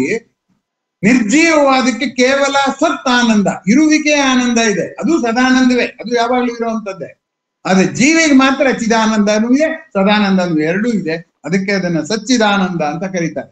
ಸೊ ಸದಾನಂದದ ಜೀವಿ ನನಗೆ ಈ ಚಿದಾನಂದನೂ ಇದ್ರೆ ಚೆನ್ನಾಗಿತ್ತು ಅಂತ ಅಸೂಯೆ ಪಡ್ಬೇಕು. ಅಷ್ಟು ಸಂತೋಷವಾಗಿ ನಮ್ಮ ಬದುಕಿನಲ್ಲಿ ನಾವ್ ಇರ್ಬೇಕು. ನೆಲದೊಡಲು ಕುಣಿಯಲು ಕುಣಿದೀತು ಕಡಲು, ಮಿಡಿದೀತು ಸಿಡಿಲು ಕುಣಿಯೋಣು ಬಾರ. ನೆಲ ಏನಾದ್ರು ಕುಣಿದ್ರೆ ಸಮುದ್ರವೂ ಕುಣಿಯುತ್ತೆ. ಘನ ವಸ್ತುನೇ ನೆಲ, ಅದು ಕುಣಿದ ಮೇಲೆ ದ್ರವ ಸುಮ್ಮನಿರುತ್ತಾ? ಇಲ್ಲ. ಆಮೇಲೆ ಅನಿಲ ಇನ್ನೂ ಜೋರ ಕುಣಿಯುತ್ತೆ. ಮಿಡಿದೀತು ಸಿಡಿಲು ಅವಾಗ ಗಾಳಿ ಅಲ್ಗಾಡುತ್ತೆ, ಸಿಡಿಲು ಬರುತ್ತೆ. ಅಂದ್ರೇನು, ದ್ರವ್ಯದ 3 ಸ್ಥಿತಿಯಲ್ಲೂ ಆನಂದದ ಅನುಭೂತಿ ಆಗ್ಬೇಕು. ನನ್ ಮುಖ ನೋಡಿ ನಗ್ತಿದ್ದಾನೆ ಖುಷಿಯಾಗಿದ್ದಾನೆ ಅಂತಲ್ಲ, ನಾನ್ ನಡೆಯೋ ರೀತಿ ಕೂಡ ಜನಕ್ಕೆ ಏನೋ ಖುಷಿಯಾಗಿ ಬರ್ತಿದಾರಪ್ಪ ಇವರು ಅಂತ ಅನಿಸ್ಬೇಕು. ಹಗಲು ಇರುಳ ತಾಳಕ್ಕೆ, ಹಾಗಾದ್ರೆ ನಮ್ಗೆ ತಾಳ ಬೇಕಲ್ಲ, ನಾವ್ ತಾಳ ಹಾಕಲ್ವಲ್ಲ ಎಲ್ಲಿಂದ್ರೆ ಹಗಲು ಇರುಳಗಳೇ ತಾಳ. ಎಚ್ಚರ ನಿದ್ರೆಗಳು ಕುಣಿತವೆ. ಮುಗಿಯಾದ ಕಾಳಕ್ಕೆ, ಕಾಳ ಅಂದ್ರೆ ನಿಗೂಢ ಅಂತ ಒಂದರ್ಥ ಇದೆ, ಕಾಲ ಅಂತ ಒಂದರ್ಥ ಇದೆ. ಹಗಲಿರುಳ ತಾಳಕ್ಕೆ, ಮುಗಿಯಾದ ಕಾಳಕ್ಕೆ, ಜನುಮಗಳ ಮ್ಯಾಳಕ್ಕೆ. ಒಂದ್ ವಾರದಿಂದ ನೋಡಿದ್ ಮಾವನಣ್ಣು ಹಂಗ ಇವತ್ ಕನಸಿನಲ್ಲಿ ಬರುತ್ತೆ. ಜನುಮಗಳ ಮ್ಯಾಳಕ್ಕೆ ಕುಣಿಯೋಣು ಬಾರ. ಅದರಿಂದ ಇವತ್ತನ್ನೆಲ್ಲ ಸಂತೋಷ ಪಡುವುದು ನಮ್ಮ ಹಿಂದಿನ ಎಲ್ಲ ಅನುಭವವನ್ನು ಸಂತೋಷ ಪಡ್ಬೇಕು, ಹಗಲು ಇರಳನ್ನು ಸಂತೋಷ ಪಡ್ಬೇಕು, ಗುಡ್ಡ ಗವಿಗಳನ್ನ ಸಂತೋಷ ಪಡ್ಬೇಕು, ಅವಕ್ಕೂ ಅಸೂಯೆ ಆಗ್ಬೇಕು. ಹಾಗೆ ಕುಣಿಯೋಣು ಬಾರ. ಆಮೇಲೆ ಹುಲ್ನೆಲ ಜಡ, ಹುಲ್ನೆಲ ಅಲ್ಲೇ ಇರುತ್ತೆ. ಸ್ಥಿರ ಜಲ ಚಿಕ್ಕೆಲ್ಲ ಮುಗಿಲೆಲ. ಹುಲ್ನೆಲ ಸ್ಥಿರ ಜಲ, ಹುಲ್ಲು ನೆಲ ಇದೆಯಲ್ಲ ಅದ್ರ ಹತ್ರ ಹಸಿರು ನೋಡ್ಬಿಟ್ಟು ಜಲ ಹರಿಯೋ ಗುಣ, ಹರಿದು ಮನಸ್ಸು ಹರಿಯೋ ಗುಣ. ಆದ್ರೆ ಅದು ಕೂಡ ಸ್ಥಿರವಾಗುವಷ್ಟು ಹಿಗ್ಗು ಬರ್ಬೇಕು. ಹಿಗ್ಗು ಜಾಸ್ತಿ ಆದ್ರೆ ನಮ್ಮ ನೈಸರ್ಗಿಕ ವಿದ್ಯಮಾನಗಳೆಲ್ಲ ಸ್ಲೋ ಆಗುತ್ತೆ. ಚಿಕ್ಕೆಲ್ಲ ಮುಗಿಲೆಲ್ಲ, ಮುಗಿಲಲ್ಲೆಲ್ಲ ಆಕಾಶಗಳು ನಕ್ಷತ್ರಗಳು ಕಾಣ್ತಾ ಇದೆ, ಅಷ್ಟೊಂದು ನಕ್ಷತ್ರ ಇದೆ, ಈ ಹುಲ್ಲೆಲ್ಲ ಇದೆ, ಈ ಜಲ ಕೂಡ ಮುಂದಕ್ಕೆ ಹೋಗ್ಬಿಟ್ರೆ ಇದೆಲ್ಲ ತಪ್ಪೋಗುತ್ತೆ ಅಂತ ನಿಂತ್ಕೊಂಡ್ಬಿಟ್ಟಿದೆ ಅಂತ. ಇದನ್ನ ವ್ಯಾಸರಾಯರು ಬರೆದಿರುವಂತಹ ಒಂದು ಕವನ ಚಿತ್ರಗೀತೆಯಾಗಿದೆ. ಆ ಚಿತ್ರಗೀತೆಯನ್ನ ನಿಮ್ಗೆ ನೆನಪಿಸುತ್ತೆ ಅಲ್ವಾ? ನೋಡಿ, ಈಗ ನಾನು ಹೇಳ್ತೀನಿ ಆ ಚಿತ್ರಗೀತೆನ. ಯಾವ್ದದು? ಏನಂದ್ರೆ, ಕೊಳನೂದುವ ಚದುರ ನಾರೆ ಪೇಳಮಯ. ಸೃಷ್ಟಿಕರ್ತ ಕೊಳಲೂದ್ತಾ ಇದ್ದಾನೆ, ಆಯ್ತಲ್ಲ? ಆ ಸೃಷ್ಟಿಕರ್ತ ಅದೆಂಥ ಕೊಳಲೂದ್ತಾ ಇದ್ದಾನೆ, ಪ್ರಪಂಚದ ಎಲ್ಲವನ್ನೂ ಸುತ್ತಾಡಿಸ್ತಾನೆ, ಚಾಟಿ ಇಲ್ಲದ ದೂರ ಆಡಿಸ್ತಾನೆ. ಮೂವರ್ ಅವನು, ತಾನ್ ಮೂವ್ ಆಗಲ್ಲ, ಪ್ರಪಂಚನೆಲ್ಲ ಮೂವ್ ಮಾಡ್ತಾನೆ. ಅದಕ್ಕೆ ಅದ್ರಲ್ಲಿ ಹೇಳ್ತಾರೆ ಅವರು, ನಾದದಿ ತುಂಬಿತು ಗೋವರ್ಧನಗಿರಿ. ಗುಡ್ಡದ್ ಬಂತ, ಸಾವಧಾನದಿ ಹರಿದಳು ಯಮುನಾ. ಯಮುನಾ ನದಿ ಹರಿಯೋದೇ ಆದ್ರೂ ಗುಣ, ಆದ್ರೂ ಅವಳು ಸಾವಧಾನದಿ ಹರಿದ್ಲು. ಆವ ಕಾಯುವ ಕೃಷ್ಣನ ಈಗಲೇ. ಎಲ್ಲ ದನ ಕರುಗಳಿಗೂ ಇವನೊಂದು ಕೊಳಲಿಂದ ಕಂಟ್ರೋಲ್ ಮಾಡ್ತಾನಲ್ಲ, ಹುಚ್ಚುಚ್ಚಾಗ ಎಲ್ಲೆಲ್ಲಿಂದ ಹೋಗದೆ ಇರೋದನ್ನ.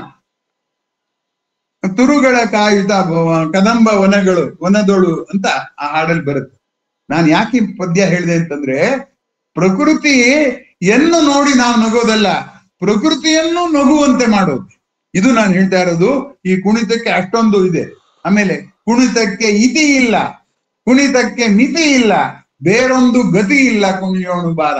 ಈ ಬೇರೊಂದು ಗತಿ ಇಲ್ಲ ಅಂತ ಯಾಕೆ ಬರೆದ್ರು ಅಂತಂದ್ರೆ, ಆ ಕುಣಿತ ನಿಲ್ಸಿದ್ರು ಕಾಯ್ಕೊಂಡು ಕೂತಿದೆ ನಿಮ್ಮ ಚಿಂತೆಗಳು, ನಿಮ್ಮ ಸಂತೋಷಗಳು, ನಿಮ್ಮ ಕನಸುಗಳು, ನಿಮ್ಮ ಭಯಗಳು, ನಿಮ್ಮ ಕೋಪಗಳು ಎಲ್ಲ ಕಾಯ್ಕೊಂಡು ಕೂತಿದೆ. ಅದಕ್ಕೆ ಬಿಡುಗಡೆ ಕೊಡೋಕ್ ಸಾಧ್ಯ ಇರೋದು ಈ ಕುಣಿತ ಒಂದಕ್ಕೇನೆ.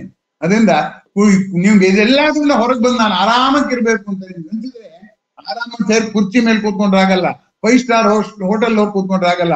ಕುಣಿಬೇಕು. ಕುಣಿತಕ್ಕೆ ಇತಿ ಇಲ್ಲ, ಕುಣಿತಕ್ಕೆ ಮಿತಿ ಇಲ್ಲ, ಬೇರೊಂದು ಗತಿ ಇಲ್ಲ ಕುಣಿಯೋಣು ಬಾರ. ನಮ್ ಕುಣಿದೇ ಇದ್ರೆ ಬರುತ್ತೆ ನೋಡಿ ತಾಪತ್ರಯಗಳು. ಅದರಿಂದ ಕುಣಿಯೋಣು ಬಾರ. ಅದರಿಂದ ಪ್ರತಿಯೊಂದು ಕ್ಷಣದಲ್ಲೂ ಸಚ್ಚಿದಾನಂದ ಅನುಭೂತಿ ಆಗದೆ ಇದ್ರೆ ಈ ಇಂದ್ರಿಯದ ಬಂತೇಳಿ ಇಣುಕು ನೋಡಿ ಅಲ್ವಾ? ಅದನ್ನ ದಾಸರು ಎಷ್ಟು ಚೆನ್ನಾಗಿ ಹೇಳಿದ್ದಾರೆ. ಡೊಂಕು ಬಾಲದ ನಾಯಕರೇ ನೀವೇ ನೋಟ ಮಾಡುವಿರಿ, ಕಣಿಕಾ ಕುಟ್ಟೋ ಅಲ್ಲಿಗೆ ಹೋಗಿ ಹಣಿಕಿ ನೋಡುವಿರಿ, ಕಣಿಕಾ ಕುಟ್ಟೋ ಒನಕೆಲಿ ಬಡಿದರೆ ಕೈ ಕುಯ್ಕೋ ರಾಗವ ಹಾಡುವಿರಿ, ಹಿಗ್ಗಿ ಮಾಡುವ ಅಲ್ಲಿಗೆ ಹೋಗಿ ತಗ್ಗಿ ಬಗ್ಗಿ ನೋಡುವಿರಿ, ಹಿಗ್ಗಿ ಮಾಡುವ ತೌಟಲ್ಲಿ ಬಡಿದರೆ ಕೈ ಕುಯ್ಯು ರಾಗವ ಹಾಡುವಿರಿ, ಹಿರೇ ಬೀದಿಯಲ್ಲಿ ಓಡುವಿರಿ, ಕರೆ ಬೀದಿಯಲ್ಲಿ ಹೊರಳುವಿರಿ. ಪುರಂದರ ಮೈಠಲನ್ನು ಮರೆತು ಈಗ ನೀವು ಕೂತಿದ್ದೀರಾ.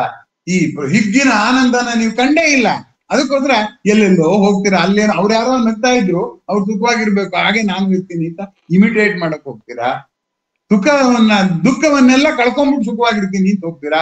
ಸುಖ ಇದೆಯಾ ಅದನ್ನ ಹೆಚ್ಚಳ ಮಾಡ್ಕೋತೀನಿ ಅಂತ ಹೋಗ್ತೀರಾ. ಯಾವುದು ಬೇಡ.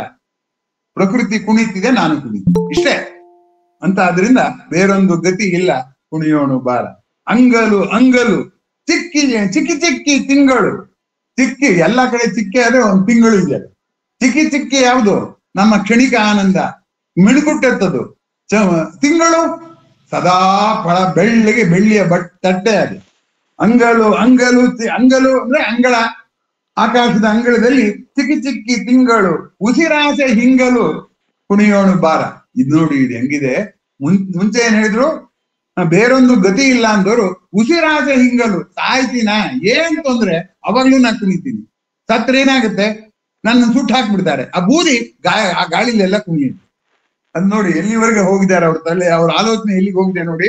ಅಂಗಲು ಚಿಕ್ಕಿ ತಿಂಗಳು, ಉಸಿರಾಸೆ ಹಿಂಗಲು. ನನಗೆ ಬದುಕಿರ್ಬೇಕು, ಇಂದ್ರಿಯಗಳ ಮೂಲಕ ಸುಖ ಪಡ್ಬೇಕು ಅಂತ ಆಸೆ ಇದ್ದವ್ರಿಗೆ, ನಾನು ಮನಸ್ಸಿನ ಮೂಲಕ ಸುಖ ಪಡ್ಬೇಕು ಅಂತ ಆಸೆ ಇದ್ದವ್ರಿಗೆ, ಬುದ್ಧಿಯ ಮೂಲಕ ಸುಖ ಪಡ್ಬೇಕು ಅಂತ, ನಾನ್ ಪ್ರಕೃತಿಯೊಂದಿಗೆ ಕುಣಿಯೋನ್ಗೆ, ಪ್ರಕೃತಿ ಆದ್ರೆ ನಂಗೇನ್ ನಷ್ಟ? ಸದಾನಂದ ಇದ್ದೇ ಇದೆ, ಜೊತೆಗೆ ಎಲ್ಲವೂ ಕುಣಿತಿರುತ್ತೆ, ನಾನು ಕುಣಿತೀನಿ. ಅಂತ. ನೆಲ ಮುಗಿಲ ನಪ್ಪೀತು ಚೆಲುವಾಗಿ ಒಪ್ಪೀತು, ಸಾವೊಮ್ಮೆ ತಪ್ಪೀತು ಕುಣಿಯೋಣ ಬಾರ. ನೆಲ ಮುಗಿಲು ಒಂದಾಯ್ತು, ನೆಲ ಬೇರೆ ಮುಗಿಲು ಬೇರೆ ಅಂತ ಅನ್ಕೊಂಡಿದ್ದೆ. ನೆಲ ಮುಗಿಲ ನಪ್ಪೀತು, ಲೌಕಿಕ ಪಾರಮಾರ್ಥಿಕ ಎರಡೂ ಒಂದಾಗ್ಬಿಡ್ತು. ಚೆಲುವಾಗಿ ಒಪ್ಪೀತು, ಸಾವೊಮ್ಮೆ ತಪ್ಪೀತು ಕುಣಿಯೋಣ ಬಾರ. ಸಾವು ತಪ್ಪಿತು, ಸಾವಿನ ಭಯ ತಪ್ಪು. ನಮ್ಮ ಎಲ್ಲ ಆಸೆಗಳನ್ನೂ ನಾವು ಗೆದ್ದಿರ್ಲಿಲ್ಲ, ಎಲ್ಲ ಭಯಗಳನ್ನು ಗೆದ್ದಿದ್ರು ಕೂಡ ಸಾವಿನ ಭಯ ಗೆಲ್ಲಕ್ಕಾಗಲ್ಲ, ಕಷ್ಟ ಅದು. ಆ ಸಾವಿನ ಭಯ ಗೆಲ್ಲೋದಕ್ಕೆ ಸಾಧ್ಯ ಇರೋದು ಈ ಕುಣಿಯೋದ್ರಿಂದ ಮಾತ್ರ ಅಂತ ಬೇಂದ್ರೆಯವರು ಹೇಳ್ತಾರೆ. ಇನ್ನು ಕೊನೆಯ ಪದ್ಯಕ್ಕೆ ನಾನು ಬರ್ತಾ ಇದ್ದೀನಿ. ಆ ಕೊನೆಯ ಪದ್ಯ ಹೀಗಿದೆ.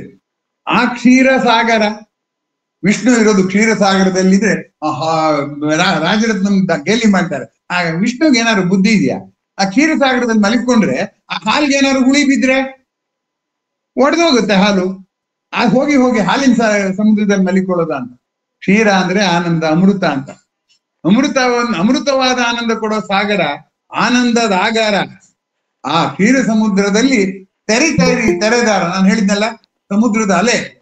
ನಾನು ಹೋಗಿ ಮಹಾಬಲೇಶ್ವರನ ಪಕ್ಕದಲ್ಲಿ ನಿಂತ್ಕೊಂಡು ನೋಡದೇ ಇದ್ರು ಇಲ್ಲಿ ಕೂತ್ಕೊಂಡ್ರು ಅದು ಗೊತ್ತಾಗುತ್ತೆ. ಪ್ರಕೃತಿಯಲ್ಲಿ ಎಲ್ಲಾ ಕಡೆದ್ರು ಡೈನಾಮಿಸಮ್ ಇರೋದನ್ನ ಹೋಗಿ ನೋಡ್ಬೇಕಾಗಿಲ್ಲ.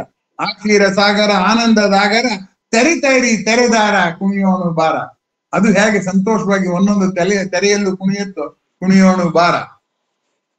ಸರಿ, ಇದನ್ನ ಯಾರು ನೋಡ್ಬೇಕು? ನಾನ್ ಖುಷಿ ಪಟ್ಟೆ, ಅದ್ ನೋಡಕ್ಕಾರು ಒಬ್ರು ಬೇಕಲ್ಲ ಅಂತಂದ್ರೆ ಹೀಗೆ ಹೇಳ್ತಾರೆ. 14 ಲೋಕಕ್ಕ ನಾನ್ ಸಂತೋಷ ಪಟ್ಟಿದ್ದು ಈ ನಮ್ಮನೆ ಪಕ್ಕದ ಮನೆಯವ್ರಿಗೆ ಗೊತ್ತಾಗಲ್ಲ. ಆದ್ರೆ 14 ಲೋಕಕ್ಕ ನಿಮ್ಮಲ್ಲಿ ಈ ಸುಖ ಹಿಗ್ಗಲಿ ಸಿರಿ ಮುಖ ಕುಣಿಯೋಣು ಬಾರ. ಸಂತೋಷದ ಮುಖ ಹಿಗ್ಲಿ, ಈ ಪ್ರಕೃತಿಯ ಸಂತೋಷ ಪಡ್ಲಿ. ನಗಿಸುವುದು ಪರಧರ್ಮ ಅಂತಿದೀವಲ್ಲ, ಪ್ರಕೃತಿಯನ್ನು ನಗಿಸುವ ಧರ್ಮ ಯಾವುದು? ಹಿಗ್ಗೊಂದೇನೆ ಅನ್ನುವಂಥದ್ದು ಗಮನಿಸಬೇಕಾದಂತ ಸಂಗತಿ.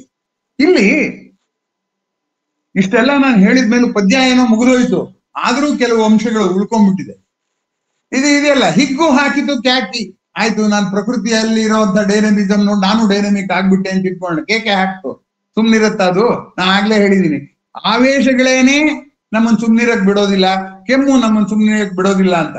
ಹಾಗೆ ಇಲ್ಲಿ ಕ್ಯಾಕೆ ಹಾಕ್ತಿದೆ, ಕೇಕೆ ಹಾಕ್ತಿದೆ. ಹಿಗ್ಗು ಕೇಕೆ ಹಾಕಿದಾಗ ಏನಾಗುತ್ತೆ? ಇರಲಾರೆ ಏಕಾಕಿ, ನಾನು ಒಬ್ಬನೇ ಇರಕ್ಕಾಗಲ್ಲ, ಬಾಬಾರ ನನ್ನ ಹಾಕಿ ಕುಣಿಯೋನು ಬಾ. ನನ್ನ ಆಕೆಯನ್ನ ಬಾ ಅಂತ ಕರೀತಾ ಇದ್ದಾರೆ, ಕುಣಿಯೋನು ಬಾರ. ಇದನ್ನ ನಾನು ಇಂದ್ರಿಯ ಮಟ್ಟದಲ್ಲಿ ಹೇಳೋದಾದ್ರೆ ಗಂಡ ಹೆಂಡತಿ ಕುಣಿತ ಅಂತ ಹೇಳ್ತೀನಿ. ಆದ್ರೆ ಇಲ್ಲಿ 3 ಇದೆ, ಹಿಗ್ಗು ಇದೆ, ನಾನು ಇದೆ, ನನ್ನ ಆಕಿ ಇದೆ. 3ನ್ನು ನಾನು ತಿಳ್ಕೊಬೇಕು. ಹಿಗ್ಗು ಅಂದ್ರೆ ಏನು ಅಂತ ಈಗಾಗ್ಲೇ ನಾನು ಹೇಳಿದೆ ನಿಮ್ಗೆ. ಹಿಗ್ಗು ಅಂದ್ರೇನು? ನನ್ನ ಮನಸ್ಸಿನಲ್ಲಿ ಉಂಟಾದ ಅಲೆ ಅಲ್ಲ, ಪ್ರಕೃತಿಯಲ್ಲಿ ಆಗುತ್ತಿರುವಂತ ಜೀವಂತ ಕಲೆ. ಅದು ಅಲೆ ಅಲ್ಲ, ಜೀವಂತಿಕೆಯ ಕಲೆಯೇ ಹಿಗ್ಗು ಅಂತ ಹೇಳಿದ್ದಾಯ್ತು. ಅದಾಯ್ತು. ಹಾಗಾದ್ರೆ ನಾನು ಅಂದ್ರೆ ಯಾರು? ನನ್ನ ಆಕಿ ಅಂದ್ರೆ ಯಾರು? ಈ ಪದ್ಯಕ್ಕೆ ಎಷ್ಟು ಆಯಾಮಗಳಿದೆ ಅನ್ನೋದು ಈಗ ನಾನು ಹೇಳ್ತೀನಿ. ಈಗ ನಾನು ನನ್ನ ಆಕಿ 2 ಇಟ್ಕೊಳ್ಳಿ. ಮೊದಲನೇದಾಗಿ ನಾನು ಇಂದ್ರಿಯ ಅಂತ ಆಗೋಣ. ನಾನು ನೋಡ್ತೀನಿ, ಅಲ್ಲಿ ನೋಡ್ತೀನಿ, ಸಿನಿಮಾದಲ್ಲಿ ಭರತನಾಟ್ಯ ನೋಡ್ತೀನಿ, ಅವಾಗ ನನ್ನ ಇಂದ್ರಿಯ ಸುಖ ಪಡುತ್ತೆ. ನನ್ನ ಆಕಿ ಯಾರು? ಮನಸ್ಸು. ಮನಸ್ಸು ಸೇರಿದ ನಾನು ಏನೋ ಚಿಂತೆ ಮಾಡ್ಕೊಂಡು ಭರತನಾಟ್ಯ ನೋಡಿ ಹಚ್ಚವಾಗುತ್ತೇನ್ರಿ? ಆಗೋದಿಲ್ಲ. ಅದರಿಂದ ನಾನು ಇಂದ್ರಿಯ ಆದಾಗ ನನ್ನ ಆಕಿ ಮನಸ್ಸಾಗುತ್ತೆ. ಈ ನಾನು ಮನಸ್ಸು ಕೂಡಿದ್ರೇನೆ ನಂಗೆ ಆನಂದ ಸಿಗೋದು, ಇದ್ರ ಸಿಗೋದಿಲ್ಲ. ಅದು ನನಗೂ ಕುಣಿಯೋ ಆಸೆ ಆಗೋದಿಲ್ಲ, ಕುಣಿಯೋದು ನೋಡೋದ್ರಲ್ಲೇ ಮೈ ಮರ್ತ್ಬಿಡ್ತೀನಿ. ನೆಕ್ಸ್ಟ್, ನಾನು ಅಂದ್ರೆ ಮನಸ್ಸು ಅಂತ ಇಟ್ಕೊಳ್ಳೋಣ, ನಂಗೆ ಮನಸ್ಸಿಗೆ ಸಂತೋಷ ಆಯ್ತು. ನನ್ನ ಆಕಿ ಯಾರು? ಬುದ್ಧಿ. ಆದ್ರಿಂದ ನಾವು ಇಷ್ಟರಲ್ಲಿ ನಿಂತೋಗ್ತೀವಿ, ಯಾಕೆಂದ್ರೆ ಬುದ್ಧಿಯು ಮೈಂಡ್ಗೆ ಸೇರಿದ್ದು. ಅದರಿಂದ ನಾನು ನನ್ನ ಆಕಿ ಯಾವುದು ಅಂದ್ರೆ ಜಗತ್ತು ಇಂದ್ರಿಯ, ಇಂದ್ರಿಯ ಮನಸ್ಸು, ಮನಸ್ಸು ಬುದ್ಧಿ, ಇಲ್ಲಿ ನಿಂತೋಗುತ್ತೆ. ಆದ್ರೆ ಇಲ್ಲಿ ತಾತ್ವಿಕ ಪ್ರೇಮ ತತ್ವ ದರ್ಶನ ಅಂತ ಹೇಳಿದಾರಲ್ಲ ಬೇಂದ್ರೆ, ತತ್ವ ದರ್ಶನಕ್ಕೆ ಹೋದ್ರೆ ಏನಾಗುತ್ತೆ ಅಂದ್ರೆ, ನಾನು ಅಂದ್ರೆ ಮನಸ್ಸು ಅಲ್ಲ, ದೇಹನೂ ಅಲ್ಲ, ಬುದ್ಧಿಯೂ ಅಲ್ಲ, ಚೈತನ್ಯ. ನನ್ನ ಆಕಿ ಯಾರು? ಚೈತನ್ಯ. ಯಾರಿಗೆ ಕೊಟ್ಟಿದ್ದಾನೆ? ಗಂಡ ಸಂಪಾದನೆ ಮಾಡ್ತಾನೆ, ಹೆಂಡತಿ ಖರ್ಚು ಮಾಡ್ತಾಳೆ. ಚೈತನ್ಯ ಅಲ್ಲಿ ಬರೋ ಶಕ್ತಿಯನ್ನು ಖರ್ಚು ಮಾಡೋರು ಯಾರು? ದೇಹ. ಅದರಿಂದ ನಾನು ಚೈತನ್ಯ ಅಂತ ಭಾವಿಸಿದ್ರೆ ನನ್ನ ಆಕಿ ದೇಹ. ಅಥವಾ ನಾನು ದೇಹ ಅಂತ ಅನ್ಕೊಂಡ್ರೆ ನನ್ನ ಆಕಿ ಯಾರು? ಚೈತನ್ಯ. ಹೀಗ್ ಬೇಕಾದ್ರೂ ಭಾವಿಸ್ಬೋದು, ಹಾಗೆ ಬೇಕಾದ್ರೆ. ಈಗ ತತ್ವಶಾಸ್ತ್ರ ಶುರುವಾಗಿ ದೇಹದ ಸಂತೋಷದಿಂದ ಚೈತನ್ಯಕ್ಕೆ ಬರ್ಬೇಕು, ಅಥವಾ ಚೈತನ್ಯ ದೇಹವನ್ನು ಕುಣಿಸ್ಬೇಕು. ಇದ್ರಲ್ಲಿ ಬಾಬಾರ ನನ್ನ ಆಕಿ ಅಂದ್ರೆ ಆ ಇಬ್ರಿಗೂ ಅಭೇದ ಇದೆ. ಅದು. ಆಮೇಲೆ ಇನ್ನೂ ಆಳಕ್ಕೆ ಹೋದ್ರೆ ಏನಾಗುತ್ತೆ ಅಂದ್ರೆ ಸೃಷ್ಟಿಯ ಚೂರು ನಾನು ಅಂತ ಭಾವಿಸಿದರೆ, ನಾನು ಅಂದ್ರೇನು? ಸೃಷ್ಟಿಯ ಚೂರು. ನನ್ನನ್ನು ಸಂತೋಷ ಪಡಿಸ್ತಿರೋದು ಯಾವುದು? ಇಡೀ ಸೃಷ್ಟಿ. ಅದರಿಂದ ನನ್ನಾಕಿ ಯಾರು? ಸೃಷ್ಟಿಯ ನನ್ನ ಚಿಕ್ಕ ಆನಂದ ಇರಲಿ, ಈ ಸೃಷ್ಟಿಯ ಆನಂದವೇ ನಂದಾಗಿಸ್ಕೋತೀನಿ ಅಂತ ನಾವು ಭಾವಿಸಿದ್ರೆ ಆಗ ದರ್ಶನ ಆಗುತ್ತೆ. ಅದರಿಂದ ಪ್ರೇಮದ ಹಂತದಲ್ಲಿ ಇಂದ್ರಿಯ ಮಟ್ಟದಲ್ಲಿರುತ್ತೆ, ಅದು ತತ್ವದ ಹಂತದಲ್ಲಿ ವ್ಯಕ್ತಿಯ ಬುದ್ಧಿ ಏತರದ್ದಿರುತ್ತೆ. ದರ್ಶನದ ಹಂತದಲ್ಲಿ ಸೃಷ್ಟಿ ಚೂರು ಸೃಷ್ಟಿ. ಹಾಗೆ ಸೃಷ್ಟಿ ಮತ್ತು ಸೃಷ್ಟಿಕರ್ತ ಅದು ಕೂಡ ಆಗ್ಬೋದು ಅಂತ. ಈಗ ಸಂತೋಷ ಪಡಿಸುವವರು ಯಾರು ಅಂತ ನಾವು ನೋಡೋಣ. ಸಂತೋಷ ಪಡಿಸುವವರು ಯಾರು ಅಂದ್ರೆ ಹಿಗ್ಗು ತಾನೇ ಸಂತೋಷ ಪಡಿಸಿದ್ದು. ಸಹಭಾಗಿ ಯಾರು? ಬಾಬಾರನ್ನ ಹಾಕ್ತಿದ್ರೆ ಸಹಭಾಗಿ ಯಾರು ಅಂತ ಅದ್ ನೋಡೋರು ಯಾರು? ಆಕೆ, ಅವನು ಕುಣಿತಾನೆ, ಆಕೆನೂ ಕುಣಿತಾನೆ, ನೋಡೋರ್ ಬೇಕಲ್ಲ. ಅಲ್ಲಿ ಹೇಳಿದ್ರಲ್ಲ ಗುಡ್ಡ ಎಲ್ಲ ಬರ್ಲಿ ಅಂತ. ಸಾಮಾನ್ಯವಾಗಿ ಸಂತೋಷ ಪಡಿಸುವವರು ನಟರು. ಒಂದ್ಸರಿ ನಾಟಕಕ್ಕೆ ಹೋಗಿದ್ದೀವಿ ಅಂತ ಇಟ್ಕೊಳ್ಳೋಣ, ಅಭಿನಯಕ್ಕೆ ಹೋಗ್ತಿದ್ದೆ, ಸಂತೋಷ ಪಡಿಸುವವರು ನಟರು. ಸಹಭಾಗಿಗಳಾದವರು ವೀಕ್ಷಕರು. ಸಂತೋಷ ಪಡಿಸೋದು ದೇಹ ಆದ್ರೆ ಸಹಭಾಗಿ ಯಾವುದು? ಮನಸ್ಸು ಅಂತ ನಾನು ಏನಾದ್ರು ಹೇಳೋ ಹಾಗಿಲ್ಲ. ಯಾಕೆಂದ್ರೆ ಮುಂಚೆ ಬರ್ದಿದ್ದೀನಿ, ನನ್ನ ಹಾಕಿ ಅಂದ್ರೆ ಮನಸ್ಸು ಅಂದ್ರೆ ನನ್ನ ಮನಸ್ಸೇ ಹೇಗೆ ಸಂತೋಷ ಪಡಿಸುತ್ತೆ? ನನ್ನ ದೇಹನೇ ಹೇಗೆ ಸಂತೋಷ ಪಡಿಸುತ್ತೆ? ಅದರಿಂದ ಸಂತೋಷ ಪಡಿಸುವವರು, ಸಂತೋಷ ಪಡುವವರು ಇಬ್ರು ಇದೆಲ್ಲ. ಸಂತೋಷ ಪಡಿಸುವವರು ಸೃಷ್ಟಿಯ ಚೂರು, ಸಂತೋಷ ಪಡುವವರು ಸೃಷ್ಟಿ, ಅಥವಾ ಸಂತೋಷ ಪಡಿಸುವವರು ಸೃಷ್ಟಿ, ಸಂತೋಷ ಪಡುವವರು ಸೃಷ್ಟಿಯ ಚೂರು. ಈ ರಿವರ್ಸಿಬಲ್ ಆರೋ ಮಾರ್ಕ್ ಹಾಕ್ಬಿಡಿ. ಸೃಷ್ಟಿ ಚೂರಿನಿಂದ ಸೃಷ್ಟಿಗೆ ಆನಂದ ಆಗ್ಬೇಕು, ಸೃಷ್ಟಿಗೆ ಆನಂದ ಆದಾಗ ಸೃಷ್ಟಿ ಚೂರಿಗೂ ಆನಂದ ಆಗ್ಬೇಕು. ಅಥವಾ ಭಕ್ತ, ನೀವೇನಾದ್ರು ದೈವ ಭಕ್ತರಾದ್ರೆ ಸೃಷ್ಟಿಕರ್ತ ಮತ್ತು ಸೃಷ್ಟಿಕರ್ತ ಸೃಷ್ಟಿಯನ್ನ ಆನಂದ ಪಡಿಸ್ತಾ ಇದ್ದಾನೆ, ಸೃಷ್ಟಿಯು ಸೃಷ್ಟಿಕರ್ತನನ್ನ ಆನಂದ ಪಡಿಸುತ್ತೆ ಅನ್ನೋದು ಇದು ದೈವಿ ಭಾವನೆ ಇರುವಂತವ್ರಿಗೆ ಆಗುವಂಥದ್ದು. ಹೀಗಾಗಿ ಇಲ್ಲಿ ನಾನು ನನ್ನಾಕಿ ಎಷ್ಟು ಗೋಜಲು ಅನ್ನೋದನ್ನ ನೀವು ಅರ್ಥ ಮಾಡ್ಕೊಡಿ. ಈಗ ಒಂದು ಚಿತ್ರಗೀತೆಯನ್ನ ನಾನು ಇಲ್ಲಿ ನಿಮ್ಗೆ ನೆನಪು ಮಾಡ್ತೇನೆ. ಮಹಾಸತಿ ಅನಸೂಯ ಅಂತ ಒಂದು ಚಿತ್ರ ಬಂದಿತ್ತು. ಅದ್ರಲ್ಲಿ ಅವಳು ತ್ರಿಮೂರ್ತಿಗಳನ್ನ ತೂಗುವಾಗ ಒಂದು ಹಾಡು ಹೇಳ್ತಾಳೆ. ಆದಿದೇವ, ಆದಿ ಮೂಲ, ಆದಿ ಬ್ರಹ್ಮ ಜೋ, ಪರಮ ಪುರುಷ ಪರಬ್ರಹ್ಮ ಪರಮೇಶ್ವರ ಜೋ ಅಂತ ಒಂದು ಹಾಡು ಹೇಳ್ತಾರೆ. ಅದ್ರಲ್ಲಿ ಮೊದಲನೇ ನೋಡಿ, ಪಾಪ ಸಿನಿಮಾ ಹಾಡು ಬರೆಯೋರೇನಂತ ಮಹಾ ಪಂಡಿತರಲ್ಲ, ಆದ್ರೂ ಅವ್ರಿಗೆ ಆ ಒತ್ತಡದಲ್ಲಿ ಬರೆಯುವಾಗ್ಲಿ ಇಂಥದ್ದು ಎಷ್ಟು ಚೆನ್ನಾಗಿ ಬರುತ್ತೆ ಅಂದ್ರೆ, ಈಗ ಹಾಗೆ ಅನಸೂಯ ಹೇಳ್ತಾಳೆ, ಬಾಳ ಬೆಳಕು ಬೆಳಗಲೆಂದು ಸೃಷ್ಟಿ ಸೊಬಗು ನೋಡಲೆಂದು ತಾಯಿ ಮಂಡಿಲ ತುಂಬಿ ಬಂದ ದೇವತೆಗಳೇ ಜೋ ಜೋ ಅಂತ ಹೇಳ್ತಾರೆ. ಹಾಗೆ ನಾವು ಅಷ್ಟೇ, ನಾವು ಈ ಚೈತನ್ಯದ ಅಂಶ ಇದೆಯಲ್ಲ, ಸೃಷ್ಟಿಯಲ್ಲಿರುವಂತಹ ವಿಶಾಲ ಚೈತನ್ಯದ ಒಂದು ಅಂಶ ನನ್ನೊಳಗಿದೆ. ನಾನು ಬರೇ ಭ್ರೂಣವಾಗಿದ್ದಾಗ, ಮಾಂಸವಾಗಿದ್ದಾಗ ನಂಗೆ ಉಸಿರಾಡಕ್ ಗೊತ್ತಿರ್ಲಿಲ್ಲ. ನನ್ನೊಳಗೆ ಬಂದು ಸೇರ್ಕೊಂಡು ಚೈತನ್ಯ ಉಸಿರಾಡೋದು ಹೇಳ್ಕೊಂಡು ಪ್ರಪಂಚ ನೋಡೋದು ಹೇಳ್ಕೊಟ್ಟಿದೆಯಲ್ಲ, ಆ ಚೈತನ್ಯಕ್ಕೆ ಇರೋದು ಒಂದೇ ಆಸೆ, ಏನದು? ಸೃಷ್ಟಿ ಸೊಬಗನ್ನು ನೋಡೋದು, ಸೃಷ್ಟಿಯನ್ನು ನೋಡಿ ನಾನು ಅದೇ ಅಂತ ಅನ್ಕೊಳ್ಳುವಂಥದ್ದು. ತಾಯ ಮಡಿಲ ತುಂಬಿ ಬಂದ ದೇವತೆಗಳೇ ಜೋಜು ಅಂತ.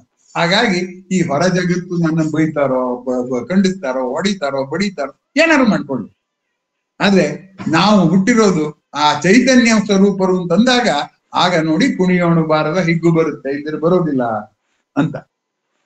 ಇಲ್ಲಿ ಗಮನಿಸ್ಬೇಕಾದದ್ದು ಏನಪ್ಪಾ ಅಂದ್ರೆ, ಕುಣಿಯೋಣು ಬಾರ ಕೇವಲ ಅಭಿವ್ಯಕ್ತಿ ಅಲ್ಲ, ಕೈವಲ್ಯ ಅಭಿವ್ಯಕ್ತಿ.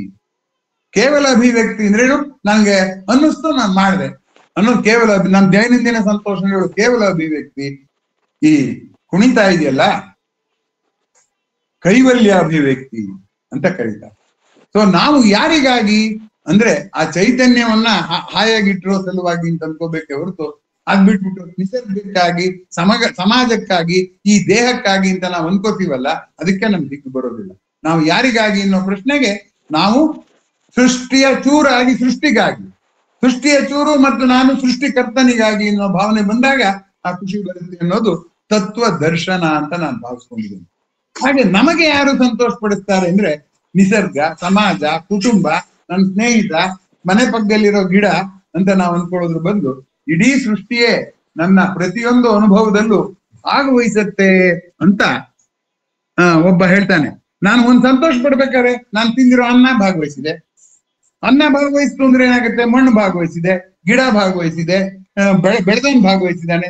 ಇಡೀ ವಿಶ್ವದ cosmic participation is there in every comic. Every comic contains cosmic participation ಅಂತ ಒಬ್ಬ ಹೇಳ್ತಾನೆ.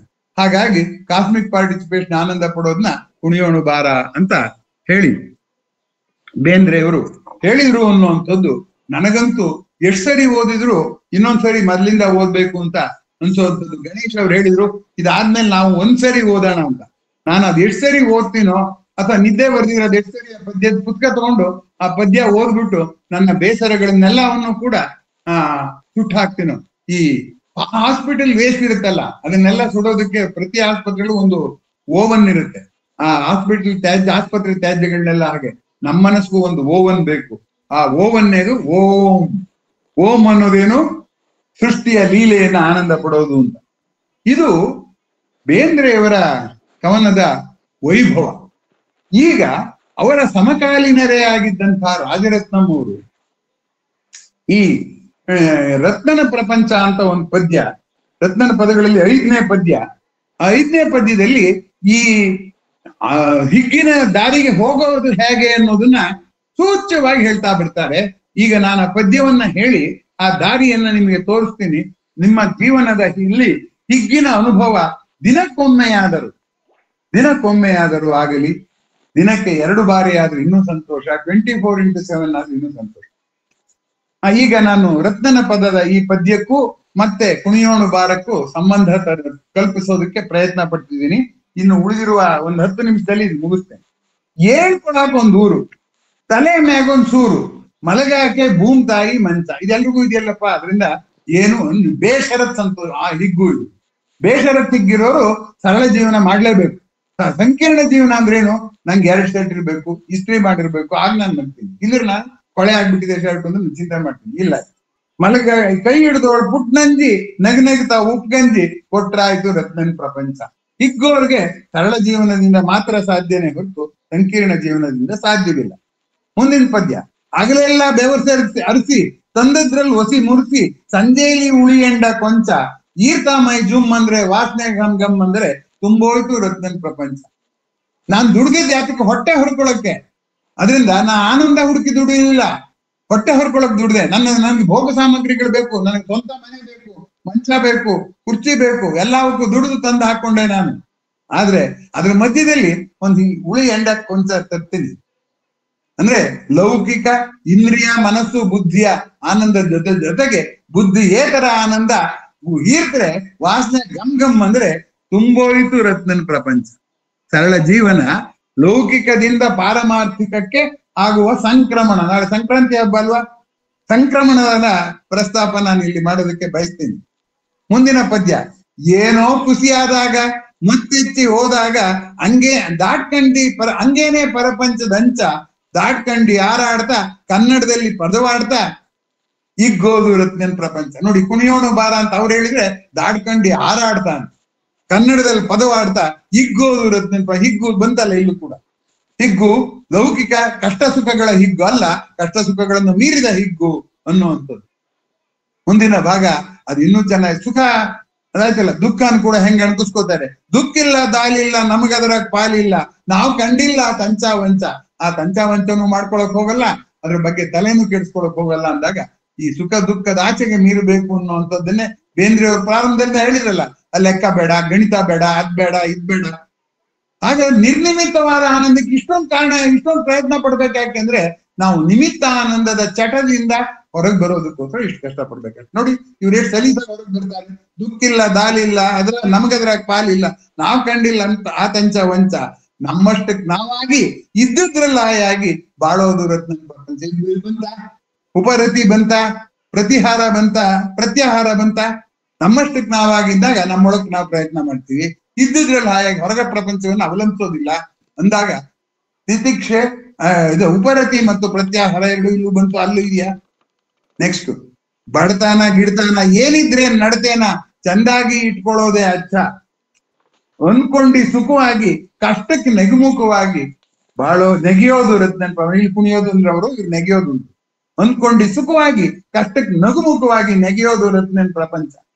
ನಮ್ಮ ಗುರುಗಳನ್ನ ಸ್ಮರಿಸೋದಕ್ಕೆ ಈ ಕುಣಿಯೋಣು ಬಾರ ಎಷ್ಟು ಚೆನ್ನಾಗಿ ಸಹಾಯ ಮಾಡಿಕೊಡುತ್ತೆ ಅನ್ನುವಂಥದ್ದನ್ನ ನನ್ಗೆ ಹೇಳ್ಬೇಕು. ಇದನ್ನ ಸಿನಿಮಾದವ್ರು ಏನ್ ಮಾಡ್ತಾರೆ, ಆ ನಾಯಕ ನಟ ಕುಡಿದ್ಬಿಟ್ಟು ಈ ಹಾಡು ಹೇಳ್ತಾನೆ ಅಂದ್ರೆ ಅವ್ರಿಗೆ ಎಷ್ಟ್ರ ಮಟ್ಟಿಗೆ ಈ ಉಪರತಿ ಮತ್ತೆ ಎಂಥದ್ದು ಪ್ರತ್ಯಾಹಾರ ಮತ್ತೆ ಸರಳ ಸಂತೋಷ, ಪ್ರಕೃತಿಯೊಂದಿಗೆ ನಾನು ಕುಣಿಯುವಂಥದ್ದು ಅನ್ನೋದು ಗೊತ್ತಾಗಿದೆ ಅನ್ನೋದು ನೀವೇ ಆಲೋಚನೆ ಮಾಡಿ.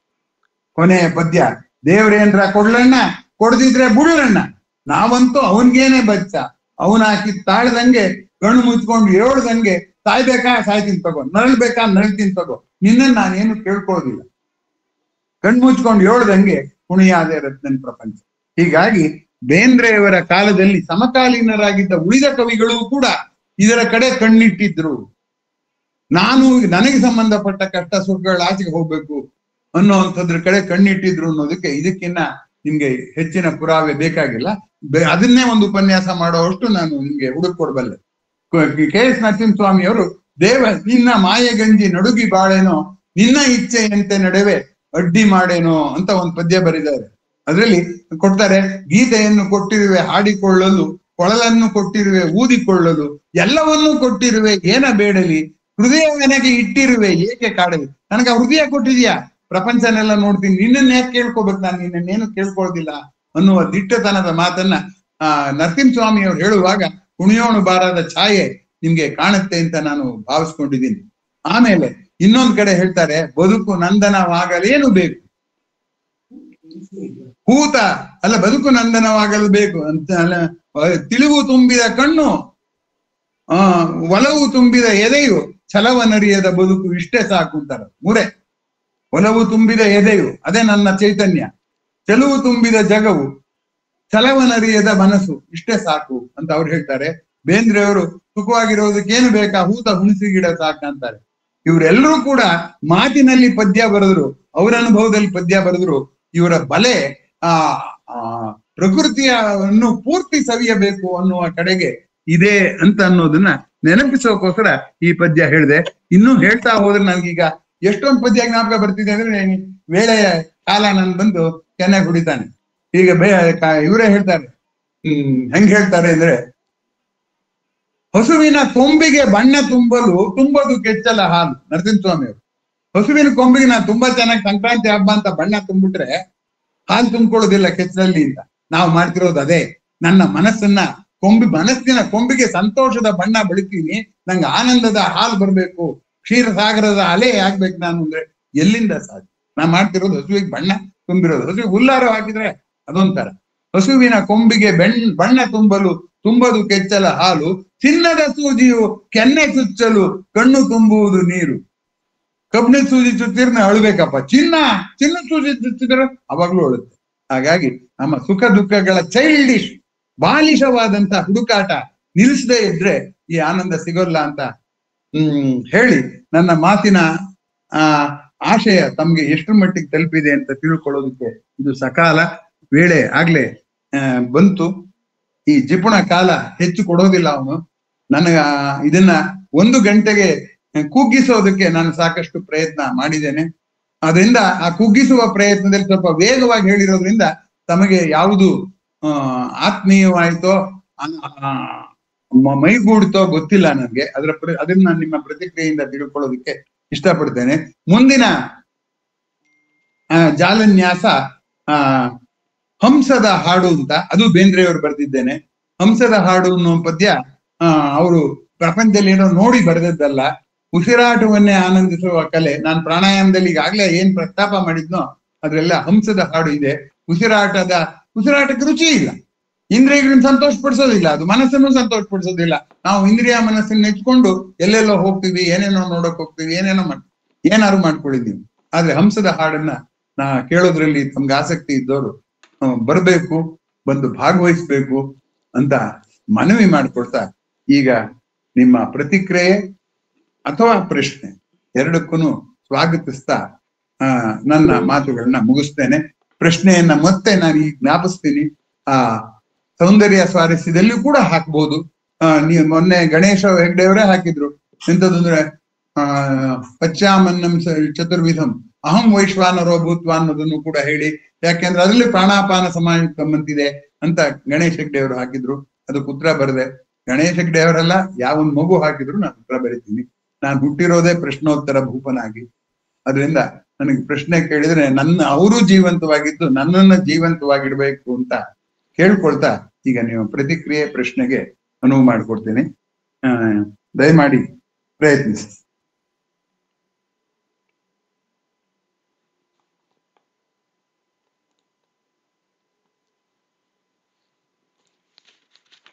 ಸರ್ ನಮಸ್ಕಾರ. ಹೇಳಪ್ಪ. ಉಪನ್ಯಾಸ ಎಂದಿನಂತೆ ಅದ್ಭುತವಾಗಿತ್ತು ಸರ್. ಬಹಳ ದಿನಗಳ ನಂತರ ನಮ್ಮನ್ನ ನಾವೇ ಕಳ್ಕೊಂಡ್ವಿ ಎಲ್ಲೋ ಒಂದ್ ಕಡೆ, ಆ ರೀತಿ ಇತ್ತು. ಒಂದು ವಿಷಯಾಂತರ ಆಗ್ಬಹುದು. ಆನಂದೋ ಬ್ರಹ್ಮ ಅಂತ ಒಂದು ಪದ ಇದೆ. ಹೌದು, ಆನಂದಂ ಬ್ರಹ್ಮೇತಿ ವ್ಯಜನಾತ್ ಅಂತ ಇದೆ. ಆನಂದವನ್ನು ಬ್ರಹ್ಮವೆಂದು ಭಾವಿಸಬೇಕು ಅಂತ. ಅದ್ರ ಬಗ್ಗೆ ಒಂಚೂರು ಎಲ್ಲಾದ್ರೂ ಬರೋದು ಅಥವಾ ಹೇಳಿದ್ದಾದ್ರೂ ಆಗತ್ತೆ ಸರ್. ಅದು ಆಯ್ತು.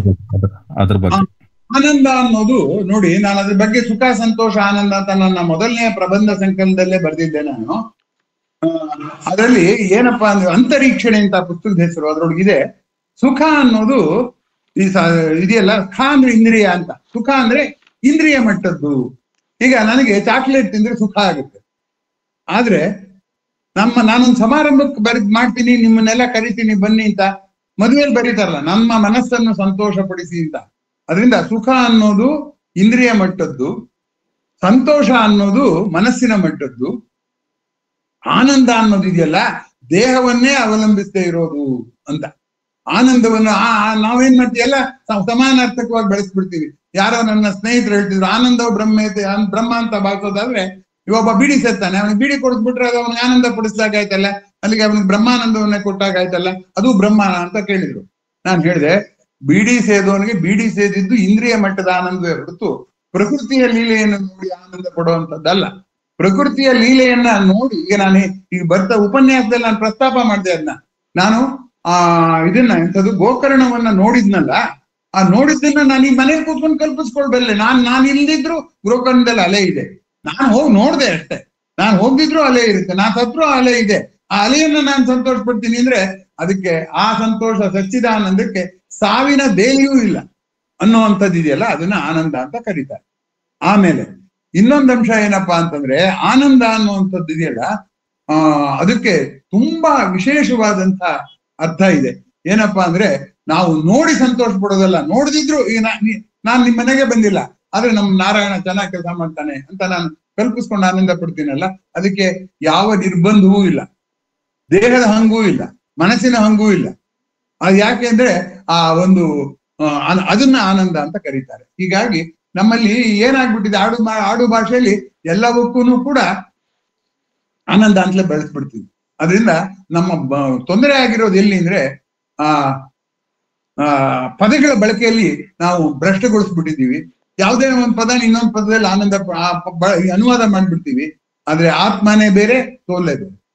ಹೀಗಾಗೋದ್ರಿಂದ ಆನಂದ ಅನ್ನುವಂಥದ್ದು ತುಂಬಾ ಗಂಭೀರವಾದ ಪದ. ಅದ್ರ ಬಗ್ಗೆ ಅಧ್ಯಯನ ಮಾಡ್ತಾ ಹೋಗ್ಬಿಟ್ರೆ ಪ್ರಪಂಚದ ಸುಖ ಕಷ್ಟಗಳು ಯಾವ್ದಾದ್ರು ಇದ್ಕೊಂಡು ಹೋಗ್ಲಿ, ಅದ್ರ ಬಗ್ಗೆ ನಾನು ಚಿಂತನೆ ಮಾಡಲ್ಲ ಅನ್ನುವ ಸ್ಥಿತಿ ಬರುತ್ತೆ ಅಂತ ನಾನು ಭಾವಿಸ್ಕೊಂಡಿದ್ದೀನಿ.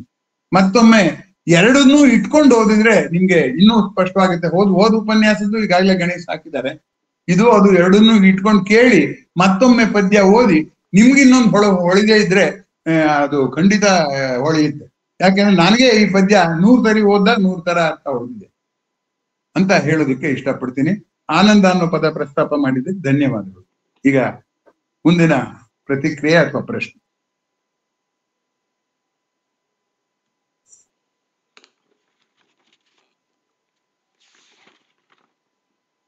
ಜೀವನ ಅನ್ನೋದೇ ಅಂಥದ್ರ ಹುಡುಕಾಟ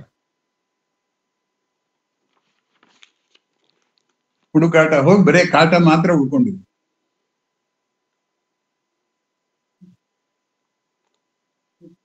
ಸರ್ ತುಂಬ ಚೆನ್ನಾಗಿತ್ತು ಸರ್. ಇದು ಇನ್ನಷ್ಟು ನಾವು ಕುಣಿಲಿಕ್ಕೆ ಬಹುಶಃ ಈ ಪ್ರತ್ಯಾಹಾರ ಮಾಡಿಕೊಂಡು ಪರಿತಿಗೆ ಹೋಗೋದನ್ನ ಅಭ್ಯಾಸ ಮಾಡಬೇಕು ಅಂತ ಅನ್ಸುತ್ತೆ. ಅದು ಏನಾಗಿದೆ ಅಂದ್ರೆ, ನಾವು ಆಗ್ಲೇ we are already programmed our mind like that. ಆ ಪ್ರೋಗ್ರಾಮ್ ಇದೆಯಲ್ಲ ಡೀಪ್ ಇದು ಮಾಡ್ಬೇಕಲ್ಲ, ಆ ಪ್ರೋಗ್ರಾಮ್ ಇಂದ ಚೇಂಜ್ ಮಾಡ್ಬೇಕಲ್ಲ. ಚೇಂಜ್ ಮಾಡೋದು ಅಷ್ಟು ಸುಲಭ ಅಲ್ಲ, ಸ್ವಲ್ಪನೇ ಪ್ರಯತ್ನ ಪಡ್ಬೋದು.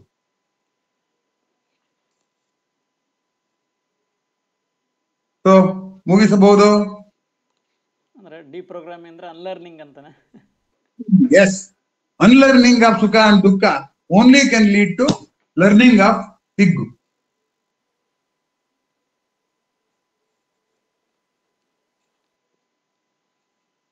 ನಾಳೆನೆ ನಾವು ಹಾಡನ್ನ, ಹಂಸದ ಹಾಡನ್ನ ಹಾಕ್ತೀವಿ. ಹಂಸದ ಹಾಡನ್ನ ನೀವು ಓದ್ಕೊಂಡು ಬನ್ನಿ. ಆಮೇಲೆ ನಾನು ಅದನ್ನ ವಿವರಿಸಿದಾಗ ಅದಕ್ಕೆ ಇನ್ನೊಂದಷ್ಟು ವಿಸ್ತಾರ, ಬಹುಶಃ ಎಣ್ಣೆ ಬಾಂಡ್ಲೆಗೆ ಹಾಕಿದ ಹಪ್ಪಳದ ಹಾಗೆ ಹರಡ್ಕೊಳ್ಳುತ್ತೆ ಅಂತ ಅನ್ಕೊಂಡಿದ್ದೀನಿ. ಎಸ್,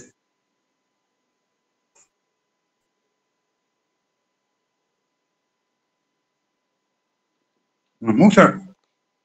ಓಕೆ ಸರ್, ಮತ್ತಾರ್ದಾರು ಪ್ರಶ್ನೆ ಇದ್ರೆ ಕೇಳ್ಬೋದು. ಮುಂದೇನು ಇದೆಯಲ್ಲ, ವೇದಿಕೆ ಇದೆಯಲ್ಲ. ಹೌದು, ಇಲ್ಲ ಅಂತಂದ್ರೆ ಇದರಲ್ಲೂ ಕೂಡ ವಾಟ್ಸಪ್ ತಂಡದಲ್ಲಿ ಕೂಡ ಹಾಕಿ ಎಲ್ಲ ಉಪನ್ಯಾಸದ ಕೊಂಡಿ ಇರುವಂಥ PDF ಫೈಲನ್ನು ಕೂಡ ಹಾಕ್ತಾ ಇರ್ತೇನೆ. ಹಿಂದಿನದು ಕೂಡ ತಾವು ನೋಡ್ಕೊಂಡು ಓದ್ಕೊಂಡು ಬರ್ಬೋದು ಅಂತ ಹೇಳ್ತಾರೆ. ಭಾನುವಾರ 5 ರಿಂದ 6 ಇರುವಂತಹ ಹರಿದಾಸ ಸಾಹಿತ್ಯದಲ್ಲಿ ರೂಪಕ ಚಿಂತನೆ ಅನ್ನುವಂಥದ್ದನ್ನ ನೀವು ಕೇಳೋ ಅಪೇಕ್ಷೆ ಇದ್ದವರು ಶುಕ್ರವಾರದ ದಿವಸ ಲಿಂಕ್ ಅನ್ನ ನಮ್ಮ ಸೌಂದರ್ಯ ಗುರುವಾರದಲ್ಲಿ ಕೊಡ್ತೀನಿ ಅಂದಿದ್ದಾರೆ. ಕೊಟ್ಟ ತಕ್ಷಣನೇ ನಾನು ಹಾಕ್ತೀನಿ. ಆ ಲಿಂಕ್ ಇಟ್ಕೊಂಡು ನೀವು ಜಾಯಿನ್ ಆಗ್ಬೋದು. ಅದರಲ್ಲೂ ನೀವು ಭಾಗವಹಿಸ್ಬೇಕು ಅಂತ ನಾನು ಒತ್ತಾಯ ಮಾಡ್ತಿಲ್ಲ. ನಿಮ್ಮ ಅಭಿರುಚಿಗೆ ಸೇರಿದ್ದು ಹರಿದಾಸ ಸಾಹಿತ್ಯಕ್ಕೆ ಒಂದು ಹೊಸ ಆಯಾಮ ಕೊಡುವಂತಹ ಪ್ರಯತ್ನ ನಾನು ಅದರಲ್ಲಿ ಮಾಡೋದಕ್ಕೆ ಪ್ರಯತ್ನ ಪಡ್ತಿದ್ದೀನಿ. ಈ ಲಿಂಕ್ ಅನ್ನು ಈಗಲೇ ಕೊಡಲ್ಲ, ಶುಕ್ರವಾರದ ದಿವಸ ನೀವು ನಿರೀಕ್ಷೆ ಮಾಡ್ಬೋದು. ಈಗ ನಾನು ಇದು ಮುಗಿತಿದ್ದ ಹಾಗೇನೆ ಹಂಸದ ಹಾಡನ್ನ ನಿಮ್ಗೆ ಹಾಕ್ತೀನಿ. ಹಂಸದ ಹಾಡನ್ನ ನಾಳೆ ಮುಂದಿನ ಜಾಲನ್ಯಾಸ ಬಹುಶಃ ಶನಿವಾರ 8 ರಿಂದ 9, ಒಂದ್ ದಿವಸ ಹಿಂದಕ್ಕೆ ಹೋಗುತ್ತೆ, ಗಮನ ಕೊಡಿ, ಕೇಳ್ಬೋದು. ನಮಸ್ಕಾರ ಸರ್. ತುಂಬಾ ಚೆನ್ನಾಗಿತ್ತು ಸರ್. ನಾನು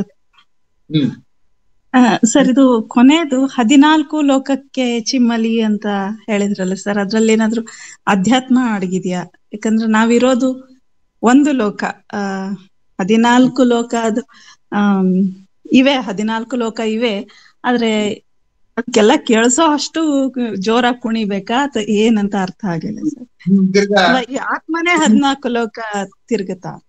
ತುಂಬಾ ಚೆನ್ನಾಗಿದೆ ಈ ಪ್ರಶ್ನೆ. ನೀವು ಕಾವ್ಯವನ್ನ ಸಾಹಿತ್ಯ ಮಾಡ್ಬೇಡಿ. ಒಂದು ನಾಟಕ ಇದೆ, ಅಲ್ಲ ಭಾಷೆ ಹಾಕ್ಸಿದ್ರೆ ಹೆಂಗ್ ಕಾಣುತ್ತೆ. ಈಗ ನೋಡಿ, ಒಂದು ಎಂತ ನಾಟಕನಪ್ಪ ಅದು, ಮೃಚ್ಛಕಟಿಕ, ಅದು ವಸಂತ ಸೇನೆ ಅಂತ ಒಂದು ನಾಟಕ ಬಂತು. ವಸಂತ ಸೇನೆ ನಾಟಕದಲ್ಲಿ ಅವ್ನು ಹೇಳ್ತಾನೆ, ಕತ್ತೆಗಳು ನಾಯಿಗಳು ಓಡುತ್ತಿವೆ, ನೀನು ಓಡಲೋ ಭಾವ ಅಂತಾನೆ. ಅಂದ್ರೆ ಏನಾಗುತ್ತೆ, ಪ್ರಕೃತಿ 14 ಲೋಕಕ್ಕೆ ತಲುಪ್ಲಿ ಅಂದ್ರೆ ನಾನು ಕುಣಿಯೋದು 14 ಲೋಕಕ್ಕೆ ತಲುಪ್ಲಿ ಅಂತಲ್ಲ.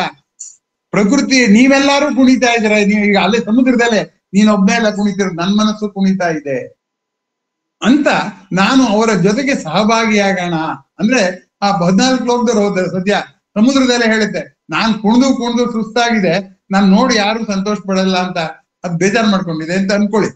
ಕಾವ್ಯ ಭಾಷೆ ಹಾಗೆ 14 ಲೋಕಕ್ಕೆ ತಲುಪ್ಲಿ ಅಂತಂದ್ರೆ, ಈಗ ತಂಬೂರಿ ಮೀಟಿದವ ಭವಾಬ್ದಿ ದಾಟಿದವ ಅಂದ್ರೆ ತಂಬೂರಿ ಮೀಟ್ಬಿಟ್ರೆ ಭವದ ಸಮುದ್ರವನ್ನ ದಾಟ್ದ ಅಂತಲ ಅಲ್ಲ, ತನ್ನ ಮನಸ್ಸಿನಲ್ಲಿ ಭವದ ತುಂಬಿಕೊಂಡಿದ್ನಲ್ಲ ಅದ್ ಬಿಟ್ಬಿಟ್ಟು ಕ್ಷೀರಸಾಗರಕ್ಕೆ ಕೈ ಚಾಚದ ಅಂತ.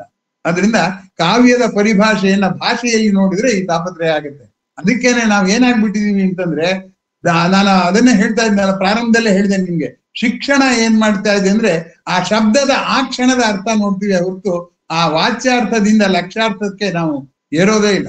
ಅದರ ಬಗ್ಗೆನೇ ಪ್ರಸ್ತಾಪ ನಾನು ಮುಂದಿನ ಹರಿದಾಸ ಸಾಹಿತ್ಯದಲ್ಲಿ ರೂಪಕ ಚಿಂತನೆ ಅನ್ನೋದ್ರಲ್ಲಿ ವಾಚ್ಯಾರ್ಥದಿಂದ ಲಕ್ಷ್ಯಾರ್ಥಕ್ಕೆ ಜಿಗಿಯುವ ಬಗೆಯನ್ನೇ ಕೇಂದ್ರವಾಗಿಟ್ಕೊಂಡು ಹೇಳ್ತಿದ್ದೀನಿ. ಬಹುಶಃ ನಿಮ್ಮ ಈ ಪ್ರಶ್ನೆಗೆ ಅದರಲ್ಲಿ ಇನ್ನೂ ಸ್ಪಷ್ಟವಾದ ಉತ್ತರ ಸಿಕ್ಕಿತ್ತು ಅಂತ ಭಾವಿಸ್ಕೊಂಡಿದ್ದೀನಿ. ಆದ್ರೆ ನೀವು ಹಾಕಿರೋ ಪ್ರಶ್ನೆ ಸರಿಯಾಗಿದೆ. 14 ಲೋಕ ಸಂತೋಷ ಪಡ್ಲಿ ಅಂದ್ರೆ ಹಾಗೆ ನೋಡಿದ್ರೆ 14 ಲೋಕದಲ್ಲಿ ಯಾವ ಲೋಕದಲ್ಲೂ ಜೀವ ಇಲ್ಲ ಅಂತ ಇಟ್ಕೊಳ್ಳೋಣ. ಸಂತೋಷ ಹಿಗ್ಗು ಪಡೋದಕ್ಕೆ ಜೀವ ಇದ್ರೆ ಮಾತ್ರ ಸಾಧ್ಯ. ಚಿದಾನಂದ ಅದು, ಗುಡ್ಡ ಜಡ ಅದು, ಅದಕ್ಕೆ ಬರೀ ಸದಾನಂದ ಇದೆ. ಆದ್ರೂ ಆನಂದಮಯವಾಗ್ಬೇಕು ಈ ಜಗತ್ತು. ಆನಂದಮಯವಾಗಿದೆ. ಆಗಿಲ್ದೇ ಇರೋದು ಯಾರು? ಸದಾನಂದ ಇರೋ ಜಗತ್ತು ನಿರಾಳವಾಗಿದೆ. ಆದ್ರೆ ಸಚ್ಚಿದಾನಂದ ಇರೋ ಜೀವಂತ ವ್ಯಕ್ತಿ ಮನುಷ್ಯ, ಸಚ್ಚಿದಾನಂದವನ್ನು ಗ್ರಹಿಸುವ ಮನುಷ್ಯ ಪ್ರಾಣಿಗಳಿಗಿನ್ನ ಕಡೆಯಾಗಿ ಗಿಡಗಳಿಗಿನ್ನ ಕಡೆಯಾಗಿ ಸದಾ ಚಿಂತಿಸ್ತಾ ಕೂತಿದ್ದಾನೆ. ಅದನ್ನ ಗಮನಿಸಬೇಕಾದ್ದರಿಂದ ಇವನು ಹೆಚ್ಚು ಆನಂದ ಪಡ್ಬೇಕಾಗಿತ್ತು ನ್ಯಾಯವಾಗಿ. ಯಾಕೆ ಇವನ್ಗೆ ಎರಡು ಆನಂದ ಇದೆಯಲ್ಲ, ಸಚ್ಚಿದಾನಂದ. ಎರಡು ಬೇಕಾಗಿಲ್ಲ. ಒಂದ್ ಇನ್ಫಿನಿಟಿ ಆದ್ರೇನು, ಎರಡು ಇನ್ಫಿನಿಟಿ ಆದ್ರೇನು? ಇನ್ಫಿನಿಟಿನೇ. ಅದರಿಂದ ಆನಂದವೇ. ಆನಂದದಲ್ಲಿ ನಾನು ಸಹಭಾಗಿ ಎನ್ನುವ ಸಂತೃಪ್ತಿ ನಮಗುಂಟಾದ್ರೆ 14 ಲೋಕಕ್ಕೂ ನಾವು ಅದನ್ನ ಹರಡ್ದಾಗೆ ಅಂತ ಅರ್ಥ ಮಾಡ್ಕೋಬೇಕು ಅಂತ ನಾನು ಭಾವಿಸ್ಕೊಂಡಿದ್ದೀನಿ. ನಿಮ್ಮ ಪ್ರಶ್ನೆ ಹೇಳಿದೆ ಅನ್ಕೊಂಡಿದ್ದೀನಿ. ಹೌದು ಸರ್. ಇನ್ಯಾರ್ದಾರು ಪ್ರಶ್ನೆ ಉಂಟಾ? ಎಲ್ಲರಿಗೂ ಸಂಕ್ರಾಂತಿ ಹಬ್ಬದ ಶುಭಾಶಯಗಳು. ತತ್ವದರ್ಶನದ ಎಳ್ಳು ಮತ್ತು ಹಿಗ್ಗಿನ ಬೆಲ್ಲ ಬೆರೆಸಿ ನಮಗೆ ಎಳ್ಳು ಬೆಲ್ಲವನ್ನು ಹಂಚಿದ ಬೇಂದ್ರೆಯವರ ಮಾತುಗಳಿಗೆ ಅರ್ಥ ನೀಡಿ ನಿಮಗೆ ಎಳ್ಳು ಬೆಲ್ಲವನ್ನು ಹಂಚಲು ಅನುವು ಮಾಡಿಕೊಟ್ಟ ತಮ್ಮೆಲ್ಲರಿಗೂ ನನ್ನ ಹೃತ್ಪೂರ್ವಕ ಅಭಿನಂದನೆಗಳು, ಹಬ್ಬದ ಶುಭಾಶಯಗಳು. ನಾನು ಹಬ್ಬದ ಶುಭಾಶಯಗಳನ್ನ ಮೆಸೇಜ್ ಅಲ್ಲಿ ಹಾಕೋದಿಲ್ಲ, ಅವು ಅಳಿಸೋದು ಅವ್ರಿಗೆ ಯಾಕೆ ಕಷ್ಟ ಅಂತ ಅಷ್ಟೇ, ಇನ್ನೇನಿಲ್ಲ. ನನಗೆ ಅದನ್ಸಿದ್ರು ನಾನು ಅದನ್ನ ಬೇರೆ ರೀತಿಯಲ್ಲೇ ವ್ಯಕ್ತಪಡಿಸೋದಕ್ಕೆ ಪ್ರಯತ್ನ ಪಡ್ತೇನೆ. ಎಲ್ಲರಿಗೂ ಹಬ್ಬ ಸಂತಸ ಕೊಡ್ಲಿ. ಮುಂದಿನ ಶನಿವಾರ ಮತ್ತು ಭಾನುವಾರ ಸಾಧ್ಯವಾದರೆ ಭೇಟಿಯಾಗೋಣ. ನಮಸ್ಕಾರ. ಹಿಗ್ಗಿಸಿದ ನಿಮಗೂ ಧನ್ಯವಾದಗಳು ಸರ್. ಎಲ್ರಿಗೂ ಧನ್ಯವಾದಗಳು. ಹುಗ್ಗಿ ನಾಳೆ ಹುಗ್ಗಿಯ ಹಬ್ಬ, ಅದರಿಂದ ಹಿಗ್ಗಿಗೂ ಹುಗ್ಗಿಗೂ ಹತ್ರ ಇದೆ. ಸರ್. ಓಕೆ.